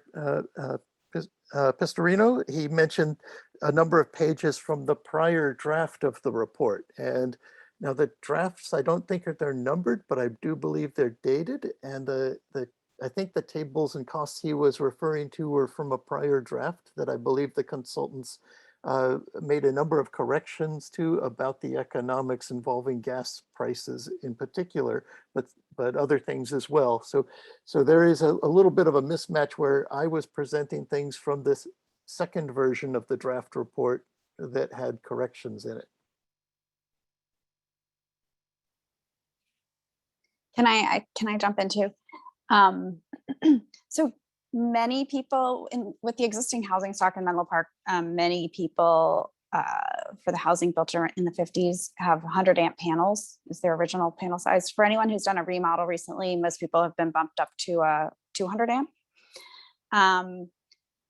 We are finding, I have a 100 amp panel and I've almost fully electrified and I'm prepared to fully electrify and I have a pool, et cetera. So, and all on 100 amp panels. So I didn't have no $3,000 upgrade, no PG&E changing my service. So it's absolutely doable. It's not the advice you're going to get from all your contractors out there. You can definitely get steered into, being convinced that you need a panel upgrade. So I'm charging my EV, have a heat pump HVAC. So everything is electric. we are also, Tom and I have also advised a lot of folks locally in this, electrification. And what we're seeing is that most people, unless you have very unusual needs, or maybe you really want to be heating your pool in the winter using heat pumps, in that case, you might need to bump up to let's say 125 amp panel, 150 amp panel. But this idea that everyone needs a panel upgrade is really false. It's probably like, I don't know, 10 to 15% of the local population will need that. And as was seen in the report, even the original draft report, if you do the panel upgrade and wiring at the same time as you install solar, over the 30-year life of those investments, you'll make quite a bit of money on it, actually. I really liked the idea of having a concierge type service so that you can, when you're contemplating this, you can go to somebody who's not trying to make money off of you and who can give you the real information that that you need for these types of and so I would really I really like that idea. I would really encourage the council to adopt something like that. I think you said something really key, Commissioner Elkins, which is having a third party who's not invested in how much you're going to pay for the equipment, but having a third party consult with you is really key. And somebody that you trust is giving you the right information. I see Commissioner London's hand is raised. Janelle, go ahead. Yes, thank you. I just really want to thank the subcommittee for an excellent presentation and our presenters today. It seems abundantly clear to me that our future requires that we stop using fossil fuels, and that this is a very reasonable and relatively inexpensive way to do it if we do it right away. I'm a little concerned that the process of making this a reality is going to take too long. Every minute that we waste is just more expense for everyone and more consequence in terms of life and health for every minute that we delay. So I hope that we will put a very tight time frame on this, and that City Council will accept that we need to act quickly. And I also did want, to Josie's point, I know it sounds like it's great that your EV is also accommodated on this. I would want to make sure that, to the extent people are advised about panel upgrades, they just do a one and done. That makes sure that it covers their vehicle as well, because we know that we're not going to be able to keep driving gas cars. That's just not going to be able to be compatible with setting the example that we have to set as a city to get other cities off of fossil fuels immediately. And so I would hope that we would advise City Council to build in or that if we have the consultation, it covers the fact that you absolutely will not be able to continue driving with gasoline. And then finally, in the criteria that you guys set forth in terms of cost and various types of viability, I thought one possible criteria to add would be legal viability. I think there are people who are very much stuck in present thinking and don't realize that this is a battle for humanity's existence on the planet, and will continue to think that they're somehow entitled to convenience or no extra spending or whatever it is for, they're willing to sacrifice everyone's health and life for that. I think there will be people that will look for ways to sue about this. So to make sure that it's legally airtight will be very important. Thanks. Thank you. Commissioner Evans, I see your hands raised. Yeah, I wanted to thank Tom and Josie as well for giving that presentation. I thought it was extremely informative, and absolutely agree that we are in a climate emergency. And as we look at these costs and see that this is, in fact, decarbonizing, electrifying our buildings can actually be cost effective, it's also important to remember, as they stated, the cost of not acting is huge. Finances alone. We know Menlo Park, the Menlo Park Spark report said that for the average American spends over $3,000 $1,200 on asthma medications alone. And that doesn't even include the cost of ER visits for asthma emergencies, which go way up, by the way, during this wildfire season. I have friends who work in the allergy and asthma clinic over at Stanford, and they see so many more patients with allergic reactions, asthmatic events during these experiences that we're all seeing outside of our windows. I also wanted to make sure that everybody read the piece that Josie referred to in her presentation in the building decarbonization memo. That's attachment A to our agenda D2.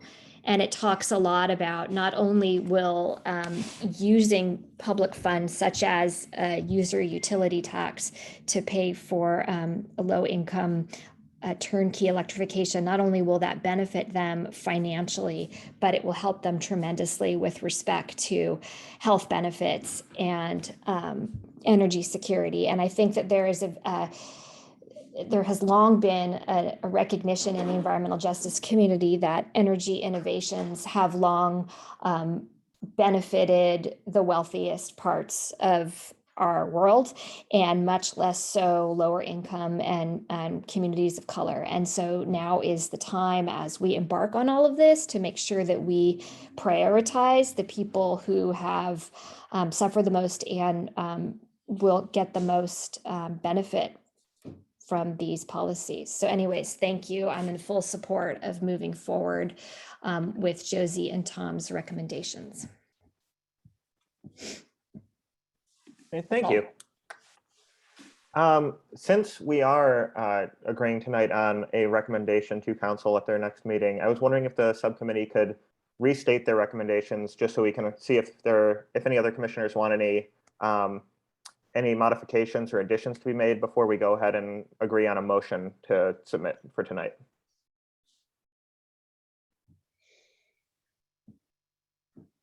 Sure. I'm trying to, the specific policy we're recommending is outlining one core authority, which would be for the city to prohibit the installation of new gas equipment in buildings throughout the city. Now, I think the report points out that there are some building types that haven't been fully studied, and that restaurants are, one area where they're not seeing cost effectiveness yet. So I would like there to be some further examination of that. But for sure, residential, which would include single family and multifamily, we are recommending that the policy apply to those sectors. So that's kind of the core recommendation sort of from a legal perspective. And then from a programs perspective, we would like to see a robust program to support our low income households in Menlo Park. And with that, we're recommending that the city council, as soon as possible, allow the UUT level to float to the voter approved levels, the 2.5% and 3.5%, to start accumulating funds for disbursement to cover low income electrification in low income households. And then the third piece would be to direct staff to put together some recommendations on these supporting pieces, right? Whether it's the hotline or resources that people can consult to figure out how to electrify.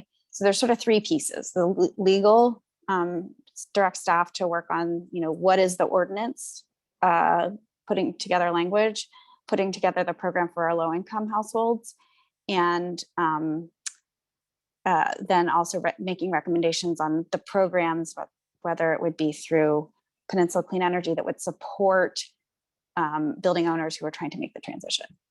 Is that clear? Yes, it is. Thank you. And like I was saying, I want to come back and hear if everyone's in agreement on that, or if anyone has any modifications he would like to make. But first, I'm seeing that Rich Whipler has re-raised his hand. So Rebecca, do you think that we can jump back to public comment quickly in order to hear what he was trying to say before? Yeah, I think that would be fine to do. It's up to you, Chair. Okay, yeah, that sounds good to me.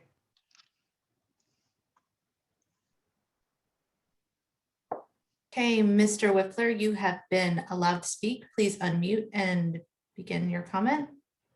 All right, apologies for my delay. Can you hear me all right this time? Yes, we can hear you. Thank you. Excellent, excellent.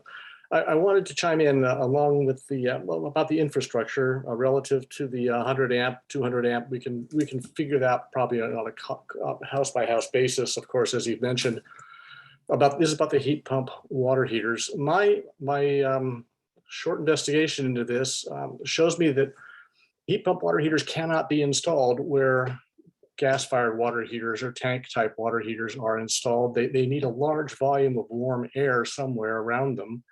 In other words, they can't go in a closet, they can't go next to a furnace in a little alcove. And I'm wondering if one of you can comment, is this correct? And if so, where are we going to put these heat pump water heaters, which I agree are very efficient and very green. However, squeezing them into 50-year-old houses that were never built with this in mind means they have to go outside or in another structure, or setting aside the noise. We'll talk about that another time. But if they can't fit, then we've got a mismatch between our desires and the technology as it exists today. Perhaps there's another generation that's coming along that actually is plug and play and would fit in the same cubby as today's wasteful and ungreen gas-fired water heaters. I wonder if one of you could comment on that, please. Thank you. I can speak to that. Thank you very much for your comment, Mr. Whipler. Sorry. Chair, would it be appropriate for me to address? It's a good question. I think so, yes. Okay, and Tom, please chime in. So many water heaters in Menlo Park are located in people's garages. Other options are an interior closet or an exterior closet, and we can address all of those. But in garages are a perfectly fine place for a gas water heater to be replaced with a heat pump water heater. And it has that your garage has plenty of heat to extract from the air and put into the water heater. So garages are very easy. Yes, heat pump water heaters are a perfect replacement for a gas water heater in that setting. Interior closets are more challenging. In that setting, an electric resistance water heater may be the best option, but there is another heat pump option, which is a possibility for you, called a split system, where there's a compressor outside and your hot water is run through a line into a tank in your existing, let's say it's a closet where your current gas water heater is. So the tank would look very similar to your gas tank water heater, but there would be an outdoor component, which would be the compressor, similar to like a small air conditioner outside. So there's a couple options. One is the electric resistance. It's probably the easiest. The other is the split heat pump water heater. Tom, did you want to add anything to that? No, those are the good options. And one of the advantages too is that once you switch over to the heat pump water heater, you're able to close off that flue and the combustion air holes that exist for these combustion products. So you can make your house tighter afterwards. And then there's another location case in my house. It's in the basement. And so my heat pump water heater is down there in the basement and it runs just great, replacing my gas water heater that used to be there. Actually, sorry, one more. I just thought of in an interior closet, which it sounds like this person had, there's another option, which is venting, finding a way to have attic air, which is has heat in it. So finding spaces in your house that have an atrium or near a skylight, venting that hotter air into the closet area can also provide enough heat for the heat pump water heater. So anyway, I guess the short answer is there are a lot of options, and I would say it's not very hard in most cases for houses in Menlo Park. And can I jump in here? I just recall from the TRC report there was mention of the possibility of the city relaxing or rewriting zoning rules so that you would be permitted to put a compressor perhaps in a space that is too close to the property line at this point, but in order to accommodate these types of changes, that the city should be open and the staff should suggest that if necessary. In addition to changing the noise ordinance, I guess these compressors can be loud, and that worried me a little bit, but there we go. Actually, If we're just a saying- note on that. Yeah, I think it's a good thing for folks to look at. My understanding of the current ordinance is that a compressor has to be 5 feet from the property line, which in my case was easy to comply with. The newer equipment, the higher efficiency equipment, the ones that people in Menlo Park would use because our electricity rates are high, are actually quite quiet. Oh, good. So I have a pool pump running right next to my compressor. My pool pump is much noisy. It's like the same distance to my neighbor. My pool pump is much noisier than the compressor that heats my whole house. So the newer equipment, the higher efficiency equipment, is very quiet. That's good to hear. I do know in my neighborhood in the Willows, we hardly have 5 feet between the house and the fence. So unless you find a spot in your garden, it's not going to go in an inconspicuous spot unless those rules are relaxed. All right, thank you again, Mr. Whipler. I'm glad we were able to sort out the technical difficulties and hear your input on this. I see your hand is raised. I don't know if you raised it a second time or if it's still raised from before. Unfortunately, public comment isn't intended to be a dialogue sort of back and forth, so I don't believe we're able to, unfortunately, take a second public comment at this point. But Rebecca or Candace, please feel free to correct me if that is not the case.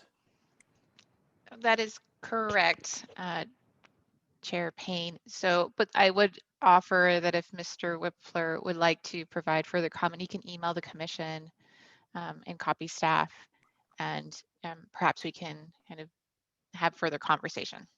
Okay, yeah, great. That sounds like a good suggestion. All right, so then getting back to the commissioner discussion, Josie had just sort of summarized the main takeaway from the subcommittee memo, and I just wanted to hear, if any commissioners have any concerns or modifications or additions they'd like to discuss potentially to this, or if we can move on to formulating a motion for what to advance for a recommendation to council. Yes, Tom. Yes, thinking in terms of the different mechanisms that TRC was looking at in their report for different ways to reach the customers at different thresholds, they were proposing replace on sale. And my looking at real estate sales volumes in Menlo Park, it appears to be relatively steady at about 400 homes per year. And if there are about 12,000 homes total, that's something around 3% per year. So over the 10 years, they might, maybe if none of them are resold, that would be about 30% of the homes. So it doesn't get to the 95% level to use that one mechanism. But on the other hand, waiting for things to burn out may only get to 50% of the homes as well. So it's quite possible that to respond to the climate emergency, we need multiple triggers for when to be interacting and having people do these upgrades. And so, I would definitely support council's consideration of multiple triggers for when are these times to be interacting so that there's a possibility to get the right equipment installed. Yeah, I'm building on that. I'm struggling a little bit as a commissioner in this role because I think there's a real value in getting something on the books, right? So people aren't installing equipment that is going to become obsolete before the end of its useful life. People who are installing gas furnaces, one a day in Menlo Park, roughly 2 water heaters a day. So I would like to get something on the books to help people avoid bad choices. But having something more comprehensive, right? Like some of the suggestions that we saw in the presentation today, like if you do a solar install, making sure all the wiring gets done, for the full electrification at the same time, things like that. I mean, I think those are could be very useful, or even the time of sale ordinance that Tom just referenced. I think those absolutely could be useful. I worry that the bigger we make it, potentially the more opposition there is, and the longer we take to pass the thing, and then the trade-off between the time we spend getting it over the finish line and the time we lose on climate. I'm struggling with that. So my instinct is to keep it simple and to get this over the finish line. And then later we can come back and look at time of sale, et cetera. But I'm not totally, so I'm just kind of laying it out there. I'm struggling with that. So do you think our recommendation to council should make it clear that we're recommending merely a first step, and that multiple triggers or mechanisms, might or very likely will need to be considered down the road? Yeah, I would agree with that. I think that would help meet both considerations. I do believe it's important to, as Commissioner Gaylord said, to really get something on the books, and perhaps the replace on burnout is the one that can make it there first, and then to follow along at a subsequent meeting to try to explore some additional avenues, additional trigger points. I think a lot of it will probably come up through the process as we go to look at Reach Code 2.0 in a year. Roughly a year from now, we'll be looking at the next Reach Code, because they're on a 3-year cycle. And so that might be a natural time to do some more of the introductions of trigger points for how to approach these equipment decisions.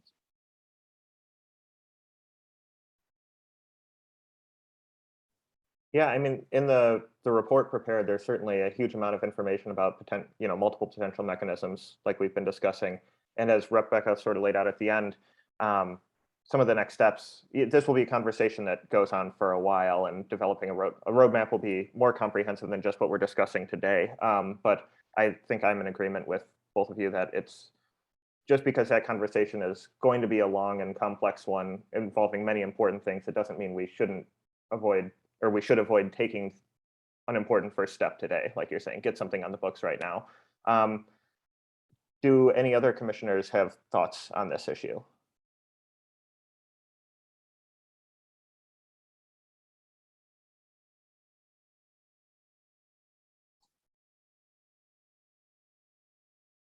I agree with the proposal to keep it simple for now, but make clear that this is not the whole thing. Agreed.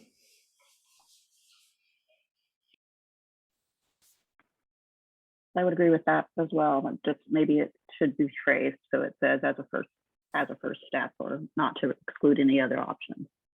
But this is what we would recommend at this point in time to get it done as fast as possible. All right, it sounds like we're all sort of, coming to a consensus then about, we all agree with the subcommittee's report and the recommendations contained therein, and would like to just, add language saying that we understand this will be a much longer process, involve many other steps. This is not meant to exclude those, merely to be the first step in that process.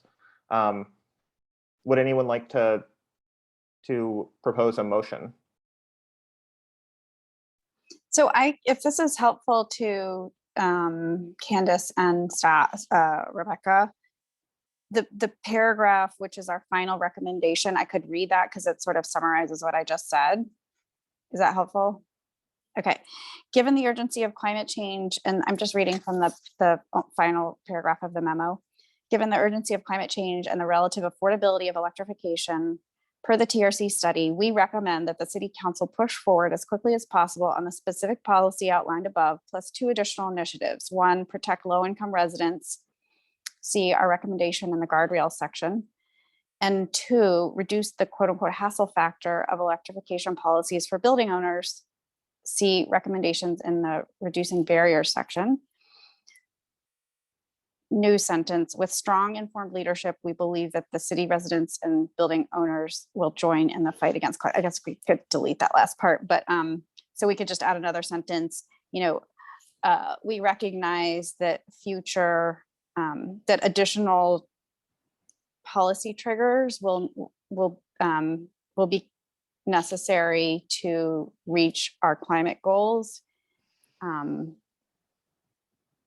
are open to those being considered in the future, or would like to consider those in the future, something like that.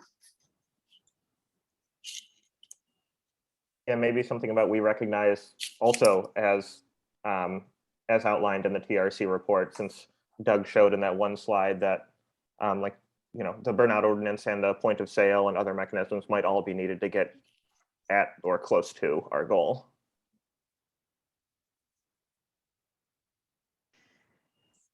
One suggestion could be including the memo.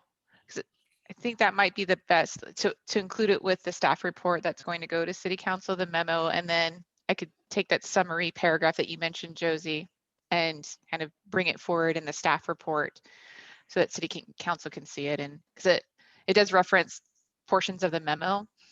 I think the only thing that would be helpful to clarify is if there are things that have been addressed, like some of the concerns from last month, just if it's possible, if they haven't been addressed, then certainly leave them in. But if they have, that will help just keep it clean. Okay, so you want me to revise the memo? Because yeah, some of the issues that we highlighted were addressed. So revise the memo with that in mind. So you'll pull that paragraph up and we'll add a sentence, something to the effect of, James, how did you say, you said it as per the TRC, we recognize that other policy triggers will be needed and recommend that they be taken up in the future. Yeah, and I think I was just suggesting that maybe say it, we recognize that also as per the TRC report, and maybe reference the specific section in the report where where Doug showed the sum of all those steps required to meet our goal.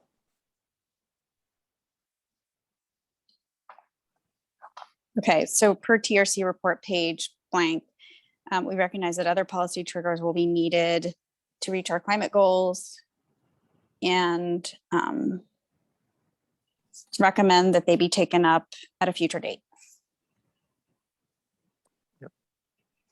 Maybe we say taken up in the near future. So possibly we're coming back with another recommendation in a couple of months for a next step. Okay, will be taken up in the near future. Okay. I've got it. All right, do we have a motion?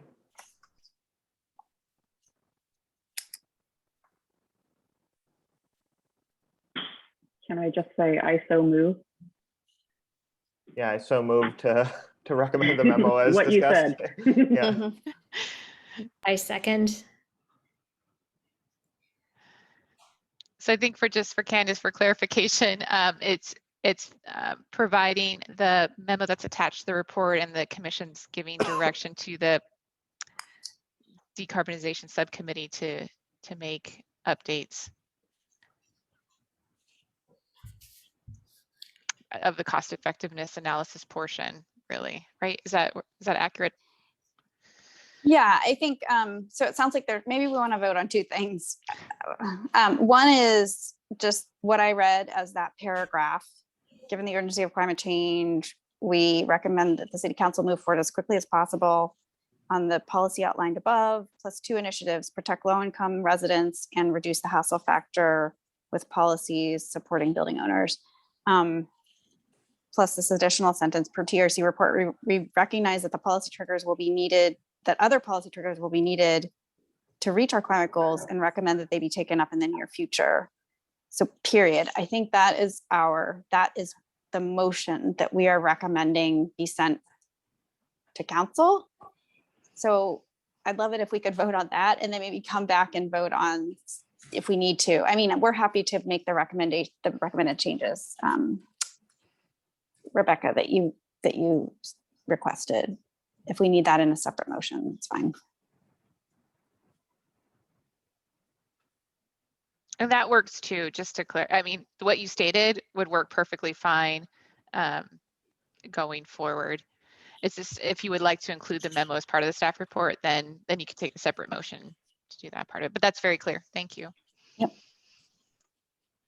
right, so then it will be two motions, one for that paragraph. I just want to also make clear. So the entirety of the memo with the modifications we've discussed will be included, but then we'll have a motion specifically for sort of the executive summary, which will then appear at the top of the report, and then also for the memo with the subcommittee making the discussed changes to be included in the report as well. Okay, looks like I see some nodding. All right. Somebody Just like to... really quickly to clarify, we are going to make two separate motions and vote separately. And the motion that is on the floor right now is the building decarbonization subcommittee's recommendation be pushed forward to City Council as stated by Commissioner Gellard with Commissioner Payne's friendly amendment that recognizing TRC's report and the additional policy triggers that will be necessary is on the floor, and then we will have another motion about including the memo, which will be referenced to the City Council with the discussed changes. That'll be separate, correct? Yes, yes. Fantastic. So the motion was put forward by Commissioner Elkins. It was seconded by Commissioner Evans. So are we ready for a roll call? Fantastic. Yes, we are. Commissioner Elkins? Aye. Commissioner Evans? Aye. And Commissioner Gellard? Aye. Commissioner Cabot? Aye. Commissioner London? Oh, Janelle, you're on mute. I think I heard aye, but or saw aye. Aye, sorry. Thank you, Commissioner London and Commissioner Caird. Commissioner Payne? Aye. Fantastic. Motion passes unanimously. All right, so then do we have a motion and a second for the second motion, or are we using the same? Okay. Yeah, so I move that the subcommittee memo be sent along with staff's recommendations to council with some edits to reflect the new draft of the DRC report, which addresses some of the concerns we laid out in the memo. Changes we will make. And that is my motion. I second the motion. Second. Sorry, Tom. Fantastic. So the motion on the floor is to include the building decarbonization subcommittee's memo. Is that the building decarbonization subcommittee's memo be sent with staff recommendations to City Council, edited to reflect the new TRC report addressing some of the concerns brought forth by the building decarbonization subcommittee. Correct. Fantastic. Commissioner Elkins? Aye. Commissioner Evans? Aye. Commissioner Gellard? Aye. Commissioner Cabot? Aye. Commissioner London? Aye. Commissioner Payne? Aye. Okay. Motion passes unanimously.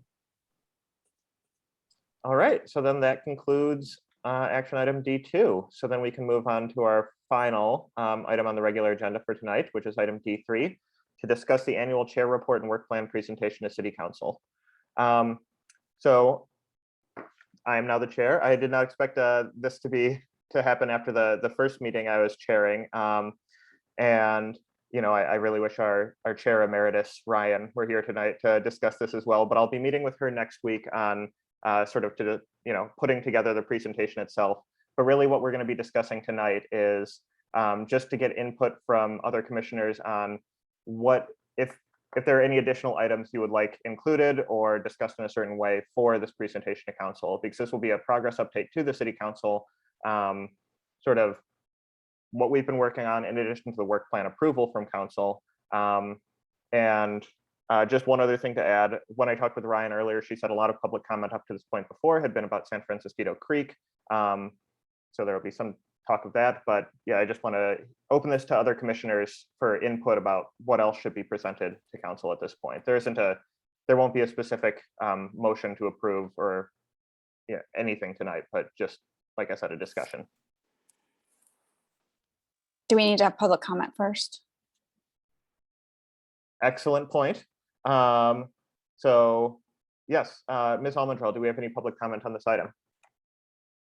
Okay, so just as a reminder for members of the public who are in attendance and wish to provide public comment, please engage the raised hand feature for call-in attendees. That is this, you press *9 to raise your virtual hand.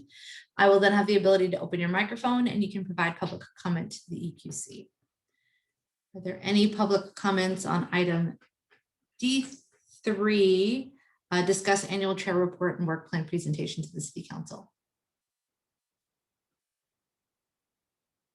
Last call for public comment on item D3. We have no public comments. I return control to you, Chair Payne. Thank you. And so now, yeah, just open, like I said, open this up for EQC discussion about what should be included in this presentation to City Council. So one thing I would like to see, well, first of all, would be a little bit about the IPCC 6th assessment, because while many of us probably read the news about that, if not read some of the report, I'm guessing our council may or may not. So it's a pretty, like I said, it's sort of a code red to humanity. And so I think that the council, it should be on the radar. So I think that's probably number one.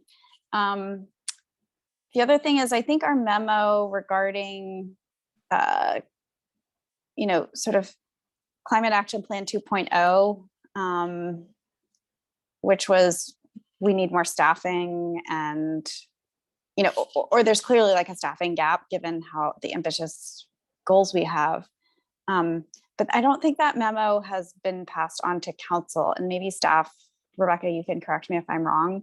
But if that memo hasn't been passed on to council, is this an appropriate time for it to go as part of the chair's report? Yeah, I think it can be sent to the City Council if it's approved by the Environmental Quality Commission. That's certainly doable. It will be included when we present the annual CAP update to the City Council. We're still working through some of the metric issues, and I'm checking in with departments, so it's been a little bit delayed on that front, but it certainly can do that during the chair update to the City Council. And just to be clear, that's even a different memo, the metric memo. Is that the one you're talking about? Yeah. I'm talking about even a different memo, which was one that the EQC approved maybe 3 months ago. Yes. Yeah, that's about the one resources. Right. Yeah, and that is the one I'm referring to, because it's going to talk. So when we give the CAP update, we're reporting on, where we are with each of the CAP goals and kind of what's needed to move forward and get further direction of, here's where we're at. Is that good enough for you, City Council, or do you want to go further? And here is the EQC's memo on resources that they believe is needed to achieve these CAP goals.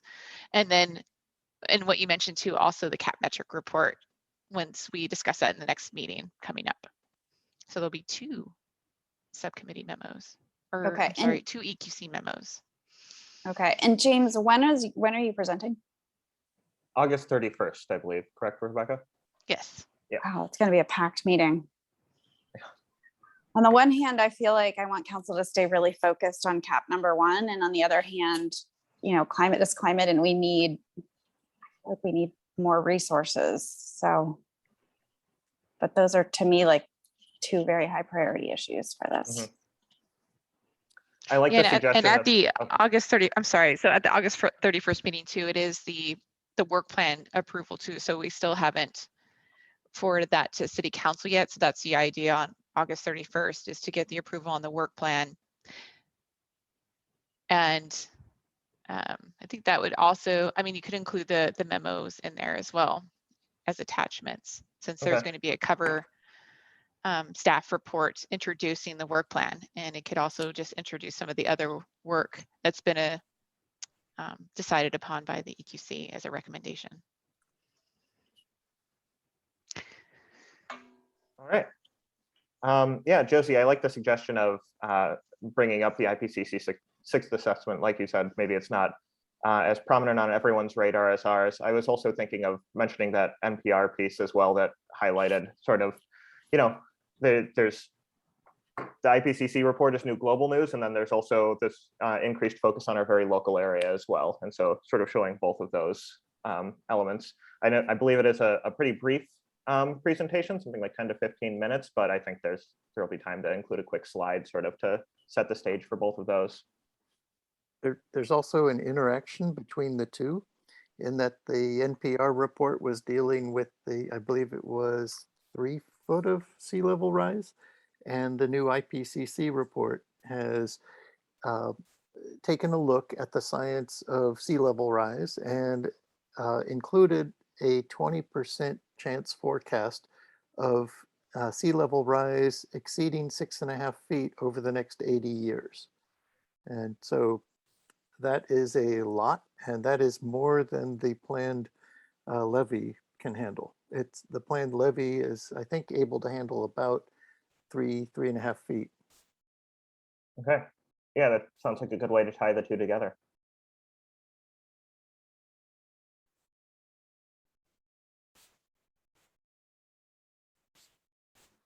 Yeah, I don't know how this works, James, but as you're preparing, I'm sure Brian's can be really helpful, but if there's anything you need from the various subcommittees, I know the subcommittees I'm on would be happy to help. Okay. Great, thank you. Yeah, any other suggestions from commissioners about items to include or discuss in this report?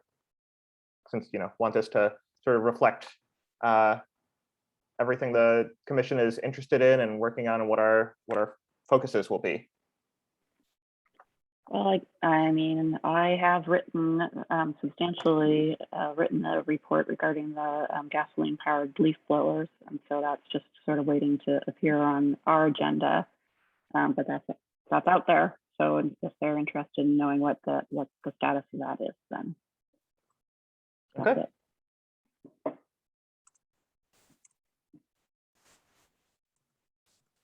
Right, thank you. Made a note of that. Janelle's got her hand up. I just think it's important, as when you get to do this, it's a chance to get in front of the city council and to tell a story. So to lead in with the way Josie often does with the severity of the problem and talk about the IPCC report and remind them that Menlo Park is not just doing this as, some people would say like, oh, it's such a drop in the bucket to try to achieve these goals.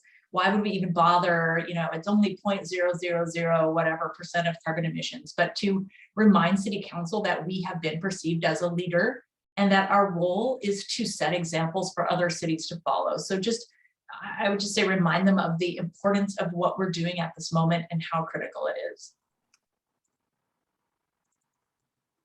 Others may have, especially Josie, you may have something to add. You're kind of the expert on this ability to set the stage and then really drive home the story.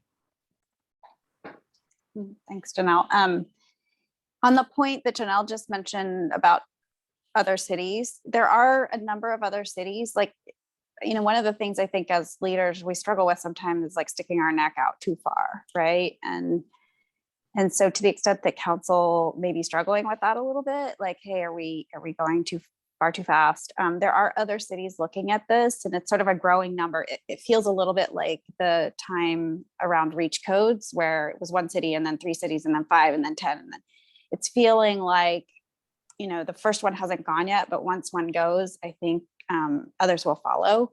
So that may be something, you may not have that context, but Tom and I talked to city, folks working in other cities on these issues, and that is the case. Yeah, and I just say, let them know it's going to get so serious that this in all likelihood, the kinds of things that we're talking about now that we're doing in a very slow and gentle way will be mandated, and screw it, like, well, who knows how these things will get paid for, but it's going to get really bad. And this is probably the gentlest way we can be prepared ahead of time, as opposed to the very disruptive way it's going to happen if we don't prepare now. I think, and underneath I agree with what everyone is saying. And there's also been some recent helpful local op-eds. There was one by Erica Drazen, who's a pediatrician, who really highlighted the public health effects on children. And certainly those are going to be described in the IPCC report, which is very long, but I think it could be useful for council to see local pediatricians and other air quality experts weighing in on these issues. So I'd love to see a link to that as well. Yeah, sorry if you have already and I missed it, but could you send that out or send that to Rebecca to be sent out to the rest of the commission? Yes. Great.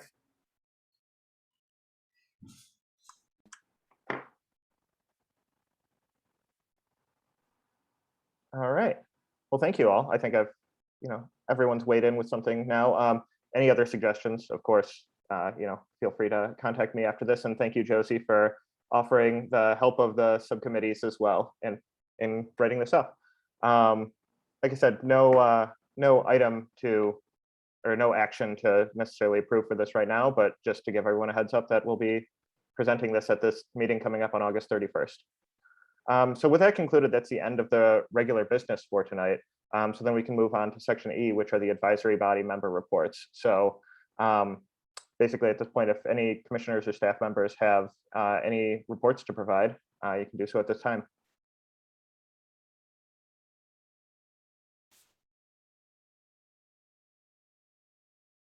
Yes, Angela.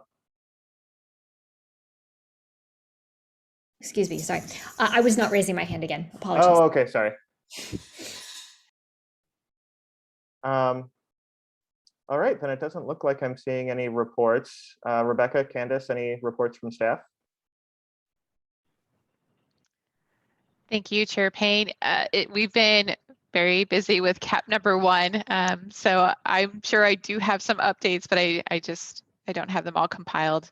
But I think it might be good to mention for the next EQC meeting, kind of what we're looking at. As I mentioned in the CAP 1 presentation for tonight with building electrification, that the EQC will possibly look again at potential policy pathways going forward, depending on the direction that City Council gives on August 31st.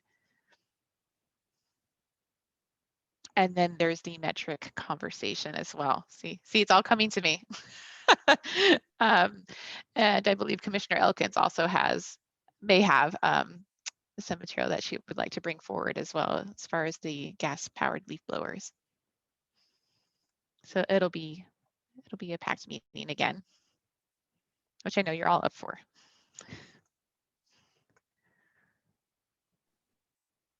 All right. Well, then if there are no other reports, in anticipation of our PAC meeting next month, I guess we can adjourn for tonight. So we are adjourning at 8:33 p.m. All right. Thanks, All right. everyone. Thanks, everyone. Thanks, everyone. Thank Yeah. you. Thank you to the all. public. And Good congrats job, again, James. Candace. Thank you.